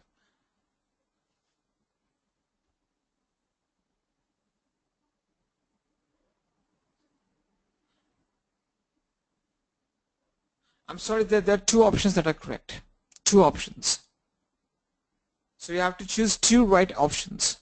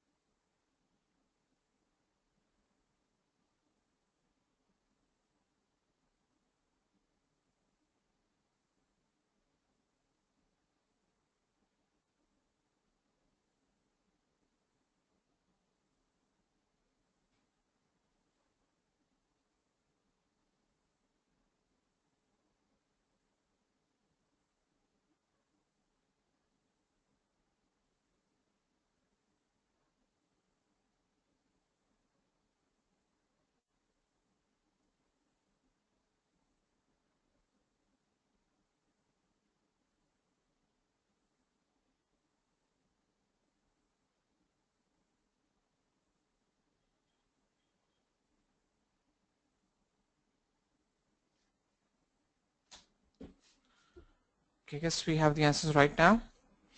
Rakesh NC, Sandeep BNT, P. Shrikanta, CNT. So the correct answer is okay, A and B. The correct answer is A and B. First thing first, the cloud formation works with a wide variety of services. We all already know that. And also, cloud formation never charges for the use of its service, but it charges for the resources that you spin or you launch it through the cloud formation. Yes, let's stress upon this point. Cloud formation as a service is absolutely free, but the resources that you spin through the cloud formation is been chargeable. So the correct answer is A and I'm sorry. Does not help him. I'm sorry. Give me 1 second and let me read the question. Yeah, the correct answer is C and D. I'm extremely sorry. I didn't focus on the question. Correct answer is C and D. A and B are correct from the cloud formation perspective. So if it's saying does not help him, which means that what are the incorrect options? The options are C and D.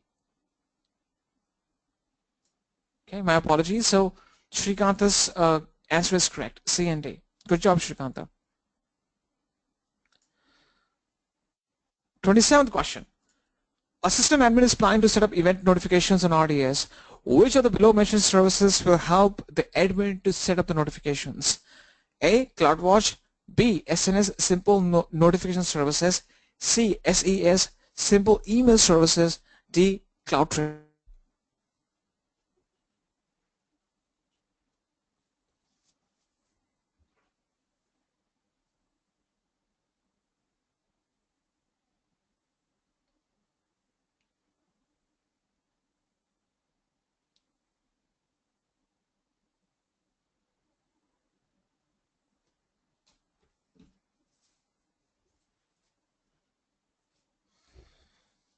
We have the answers right now. Rakesh is saying A. The correct answer is B. SNS, Simple Notification Services. See, the thing is, in any application, any feature you choose, whether it's auto scaling, whether it's a CloudWatch or CloudTrail, we use the SNS topic. Even for creating a billing alarm, we create an SNS topic where we just type in our email address. So correct answer is B, AWS SNS. 28th question. An organization wants to move to the cloud. They are looking for a secure encrypted database storage option. Which of the below mentioned AWS functionalities help them to achieve this?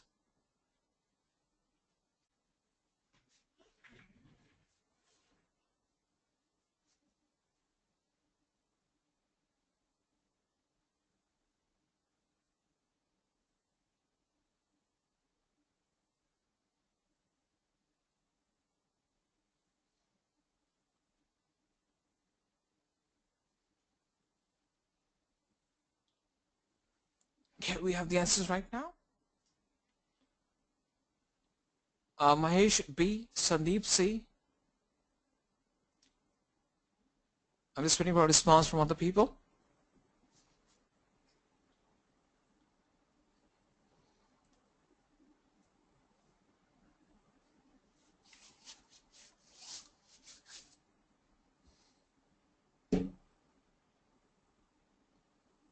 Kalyan C, Rakesh D, Shrikanta C. The correct answer is C, AWS EBS encryption. Right? Because RDS, DynamoDB, they can be encrypted. So for a secure database storage option, EBS encryption is the best possible solution for it. So the correct answer is C. 29th question. An organization has created 50 IAM users and the organization wants that each user can change their passwords but cannot change their access keys. How can the organization achieve this?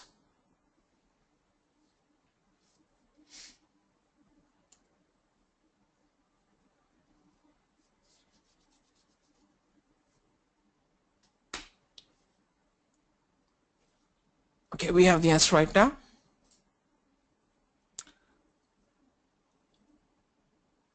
Kalyan Singh C, Shrikanta C.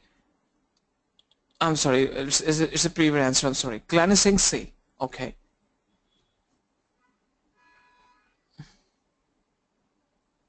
I'm sorry, I just went back to. So Kalyan Singh C, I'm just waiting for a response from other people.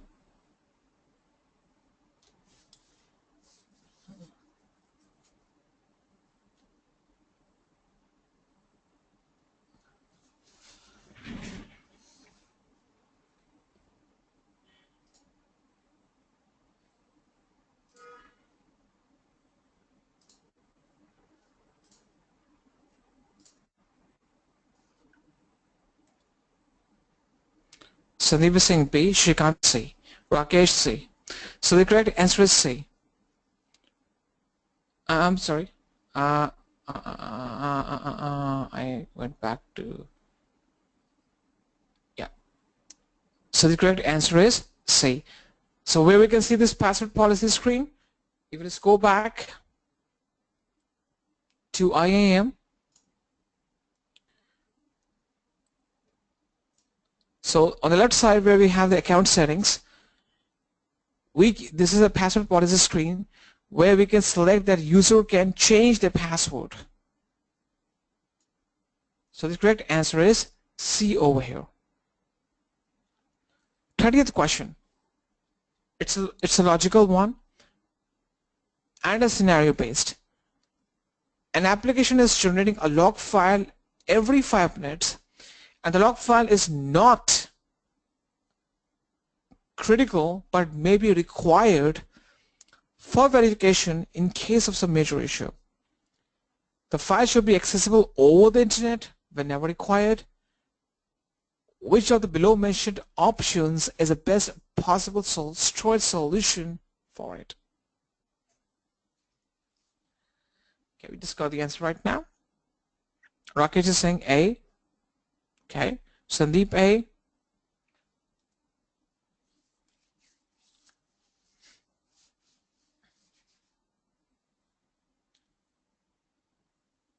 Kalyan A.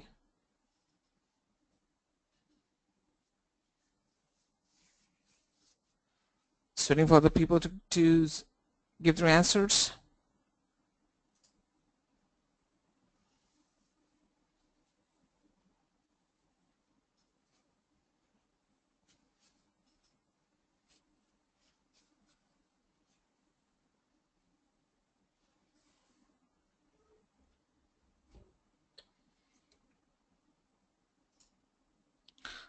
The correct answer over here is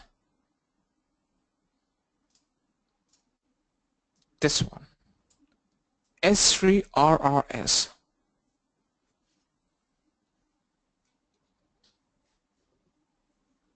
See, if you just get to know the essence or the gist of this question, it is asking, an application is generating a log file every 5 minutes, right? The log file is not critical, which means if it's not critical, either we can go with the Glacier, or we can go with RRS, that stands for Reduced Redundancy Storage, because this will help us to manage our cost. But may be required only for the verification in case of some major issue. The file should be accessible over the internet whenever required. I discussed this major disadvantage of the Glacier that in the Glacier, if you want to retrieve 1 GB of data, the process of initiating to retrieve the data takes 1 to 4 hours. If you want to retrieve 1 GB of data back from the Glacier to your local machine, the process of initiating the downloading process takes 1 to 4 hours. Even though the log file is not critical, but it is required in case of a major issue whenever it is required. So Glacier is not a reliable storage solution for you. Yes, it will help you to save a cost, but what if some major issue occurs? The whenever required is not applicable on the Glacier. So the correct answer is S3 RRS, reduced redundancy storage.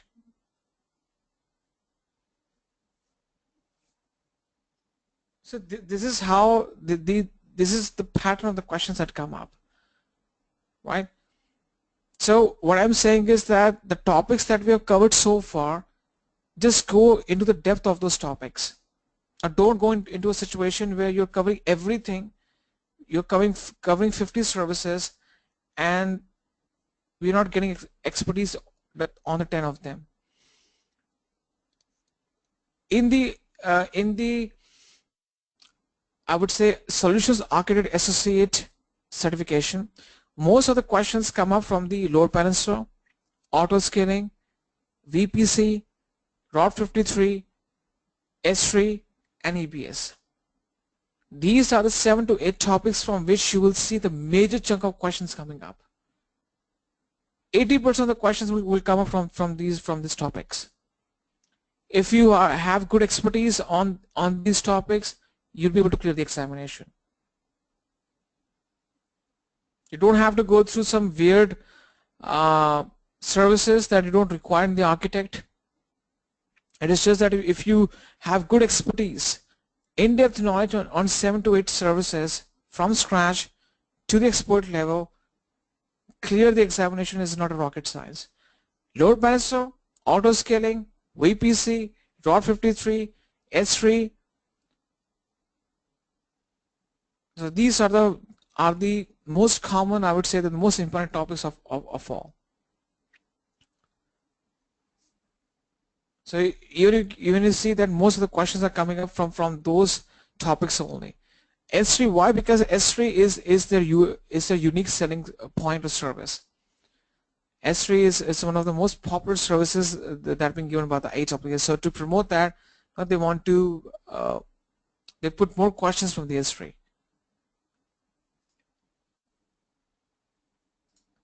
Kalani said, do we have a separate course, Professional Architect?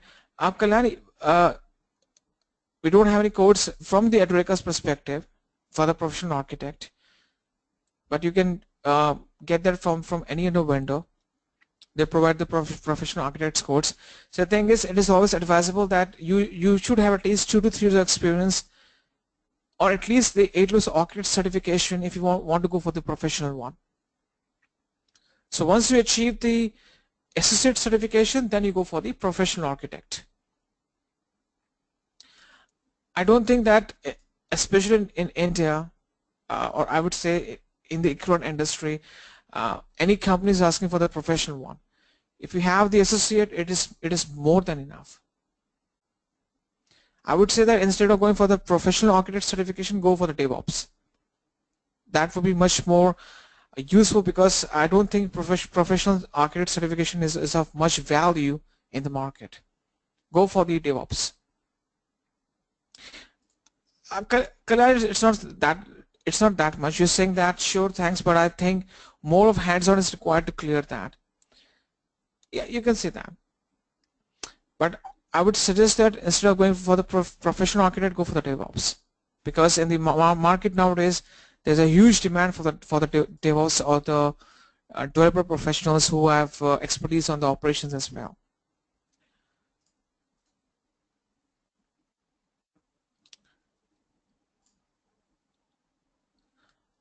Thirty-first question. A user has created an S3 bucket which is not publicly accessible. The bucket is having 30 objects which are also private. If the user wants to make the objects public, how can he configure with the minimal efforts?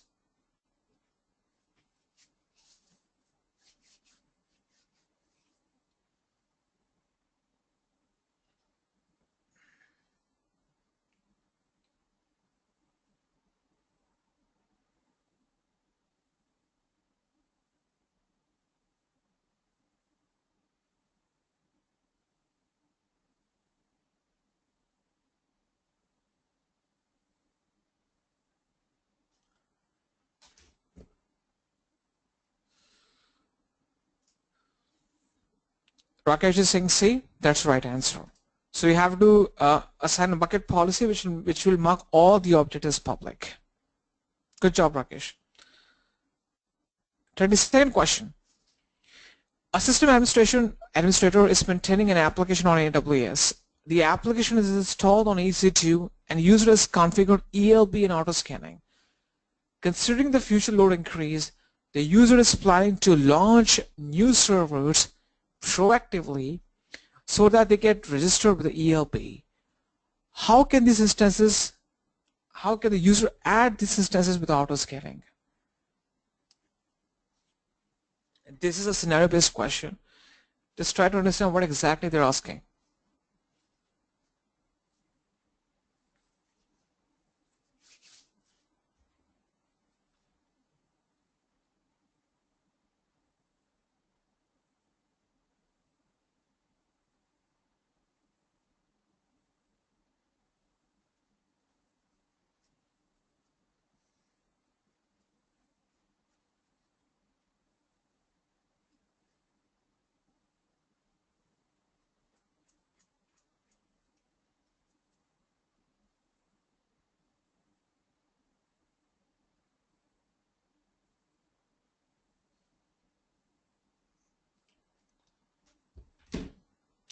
Let me just take the question.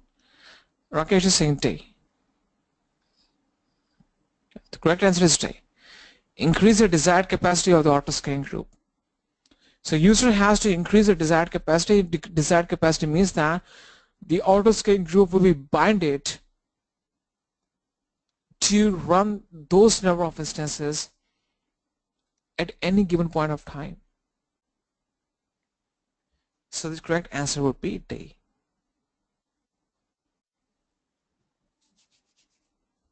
Third question. Now this is also a very important question that comes up in the certification. An organization which has the AWS account ID as 4x9, 4x8, 4x7 has created 50 IAM users. All the users are added to the same group at Eureka. If the organization has enabled that each IAM user can log in with the AWS console, which AWS login URL will the IAM users use?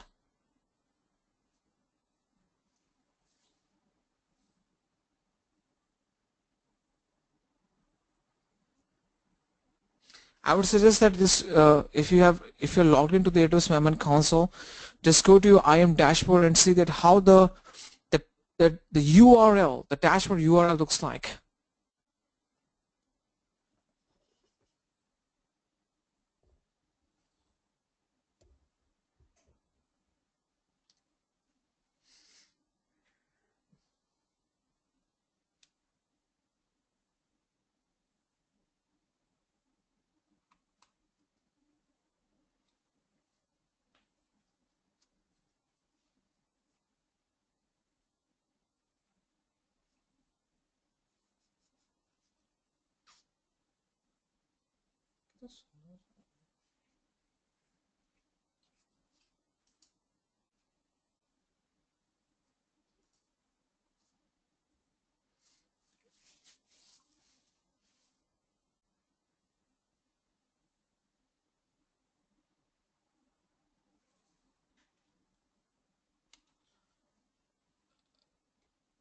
So let me just tell you the right answer. The correct answer is A.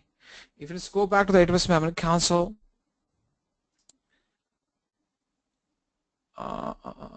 this is how on the dashboard the URL looks like.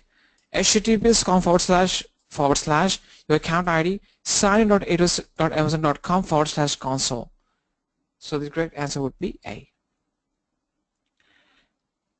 34th question. A user has set up the connection training with ELB to allow in-flight requests to continue while instance is being deregistered through autoscaling. If the user has not specified the training time, how long will the ELB allow in-flight requests traffic to continue? It's quite simple. Rakesh A, Shrikanta A. That's fine. Yeah, that's correct. Good job. By default, the connection training time is 300 seconds. So we have 5 more questions left. A user has launched an ELB which has 5 instances registered with it. The user deletes the ELB by mistake. What will happen to the instances?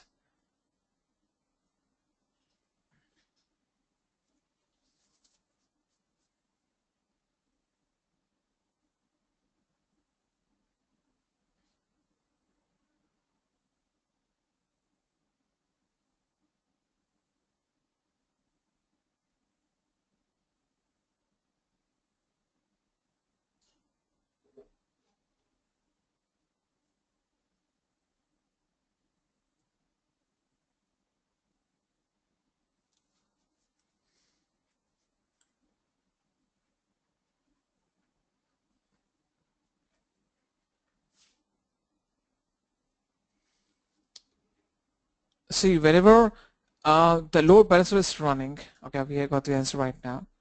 Rakesh is saying B. That's the right answer, Rakesh. Good job.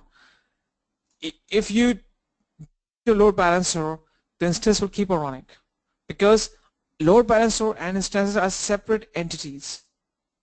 They're independent from each other. So even if you remove your load balancer, the instances will keep on running. 36th question. A user is accessing RDS from an application. The user has enabled the multi-easy feature with the MS SQL RDS database. During a planned outage, how will the AWS ensure that a switch from DB to standard replica will not affect the access to the application?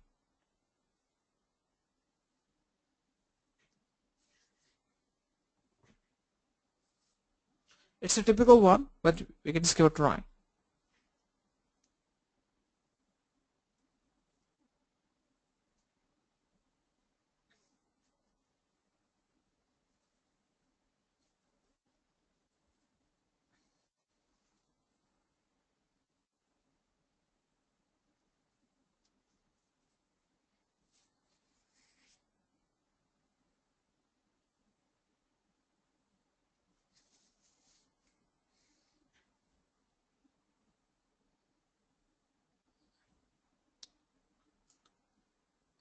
Rakesh Singh B. The correct answer is A over here. So the thing is that we get a DNS name while we launch our RDS instance, an endpoint name. So the thing is that at the back end, what the RDS does is that it will route the traffic based upon the domain. If it uses the IP of your standard replica would be different, right? So that's why the RDS uses the domain name system or the endpoint name of your standard replica of all your database servers, so that the replication can happen properly at the back end. So the correct answer is A.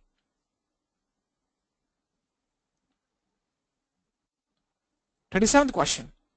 It's the same scenario based question. An organization is generating digital policy files that are required by admins for verifications. Once the files are verified, they may not be required in the future unless there's some compliance issue. If the organization wants to save them in a cost-effective way, which is the best possible solution?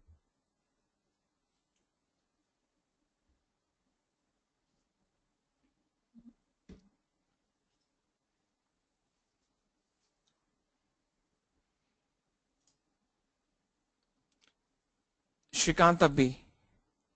Sandeep B. So the correct answer is B. And Rakesh is given the same answer. The correct answer is B, AWS Glacier. 38th question. A user has launched a large AWS-backed EC2 instance in the US East 1A region. The user wants to achieve disaster recovery for that instance by creating another small instance in Europe. How can the user achieve the disaster recovery?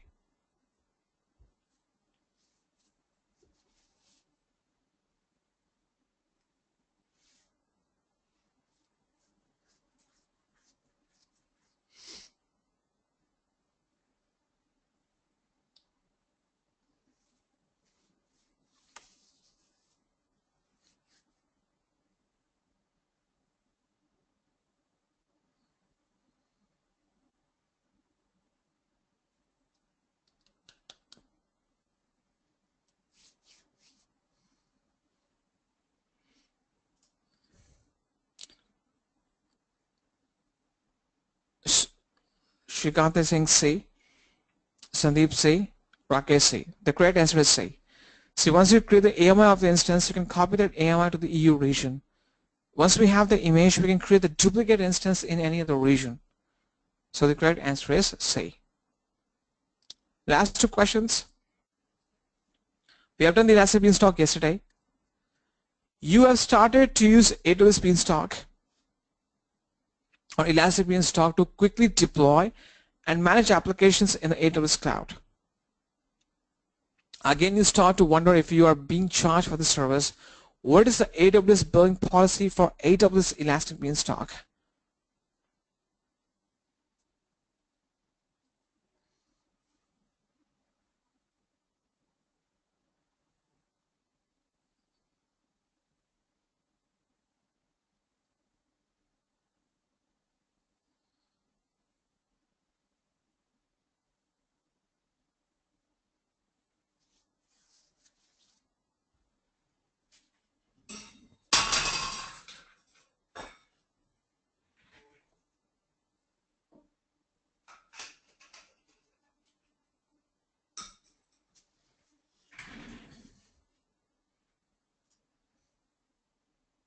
Sandeep is saying A, Rakesh A.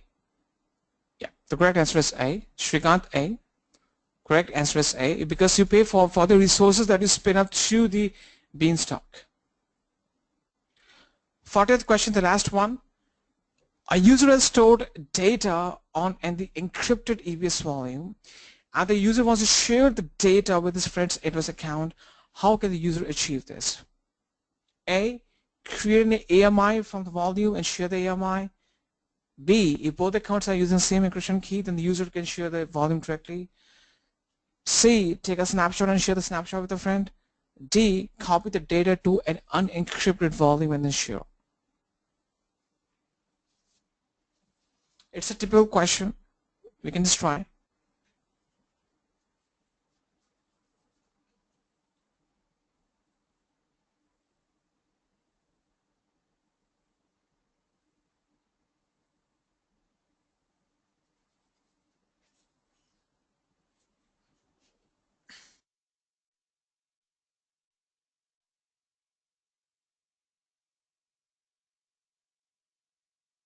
Rakesh is saying D.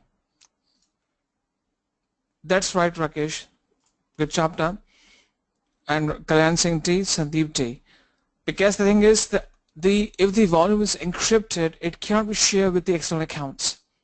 Otherwise, the whole point of the encryption would not be taken into consideration, or it will, I would say, that defeat the whole purpose of the encryption. So you can't share the encrypted volumes with the external users. So in that case, the data has to be copied over to the unencrypted volume, and then it needs to be shared. So that's it for the Q&A. I hope that you got the insight that what kind of question comes up in the AWS and how much you are prepared so far.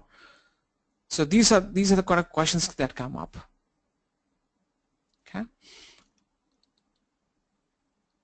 So a copy of this questionnaire is being saved in the Google Drive. So that's it. So this completes our course.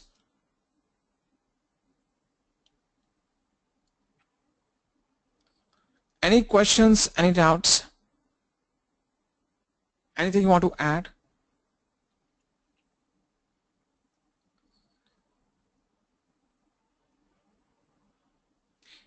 So I wish you a good luck for the future. So you can just go for the Solutions Architect Associate after doing some preparation or self-study. You can just go for the Solution Architect. Optionally, you can also go for the SysOps because the topics are almost the same. And the cost of both the certifications is $150. So, but I would suggest that go for the Solutions Architect Associate because it has an upper edge in the market.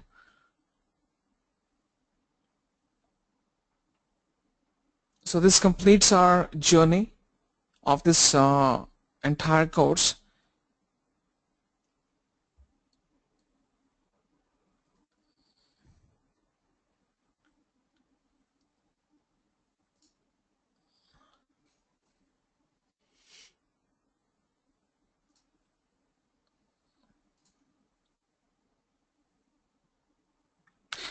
Rakesh is saying if I didn't clear the examination once again, I can reappear on the same fee. No, Rakesh, it's not refundable, and it's a one attempt only. If God forbid, if you don't clear the examination, then you have to give the fees again and then reappear. So it's only one attempt is being given. I think you should be able to clear the examination because I can see that most of the answers given by you are correct. So I don't think that you will land into that kind of situation. Okay. So only it's one attempt that you have to. You have only one attempt for a single fee that's been given. See, the passing score is just 65%. The services I told you: Elastic Block Store, Load Balancer, Auto Scaling, VPC, .53, S3, and IAM. If these are 7 to 8 services, if you have a good hands-on, a good practice and good insight of the concepts, clear the examination is not a big deal. Okay, the passing score is 65%, so it's not a rocket science. If you think that after you still have to put some more self-study, give it at least 15 or 20 days in between. Be committed, and then you can just give the examination. It's not a very big deal to clear the examination. But yes, also read also apart from that, read the white paper of overview of security processes that I showed you, because 2 or 3 questions come up from the security perspective. So also read that white paper. Okay. So thank you so much, guys. It's been a wonderful journey with you. I wish you a good luck for the future. Please stay in touch, and just in case if you need my assistance or you need any help from me, please feel free to reach out to me through the email. I guess you all have my email address. I'm just typing my email address just in case you want to reach out to me.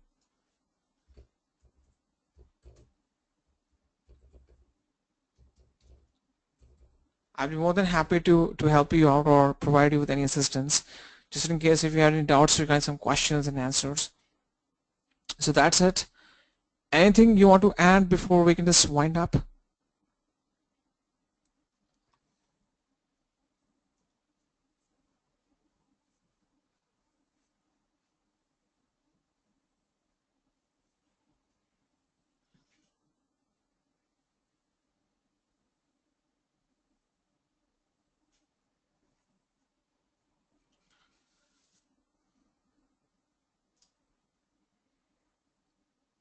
Thanks, Rakesh.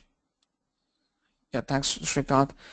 So that's it, guys. Thank you so very much for your time and patience. It's been a wonderful journey with you guys. Again, I wish you best of luck for the future. Please stay in touch. And also, last but not the least, once the session gets over, kindly fill in the feedback form because this last feedback matters a lot.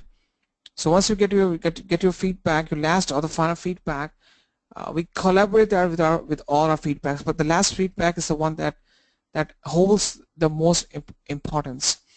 So please fill in the feedback form once this session gets over. It's my humble request. Okay. Thank you so much once again. Goodbye. Bye-bye.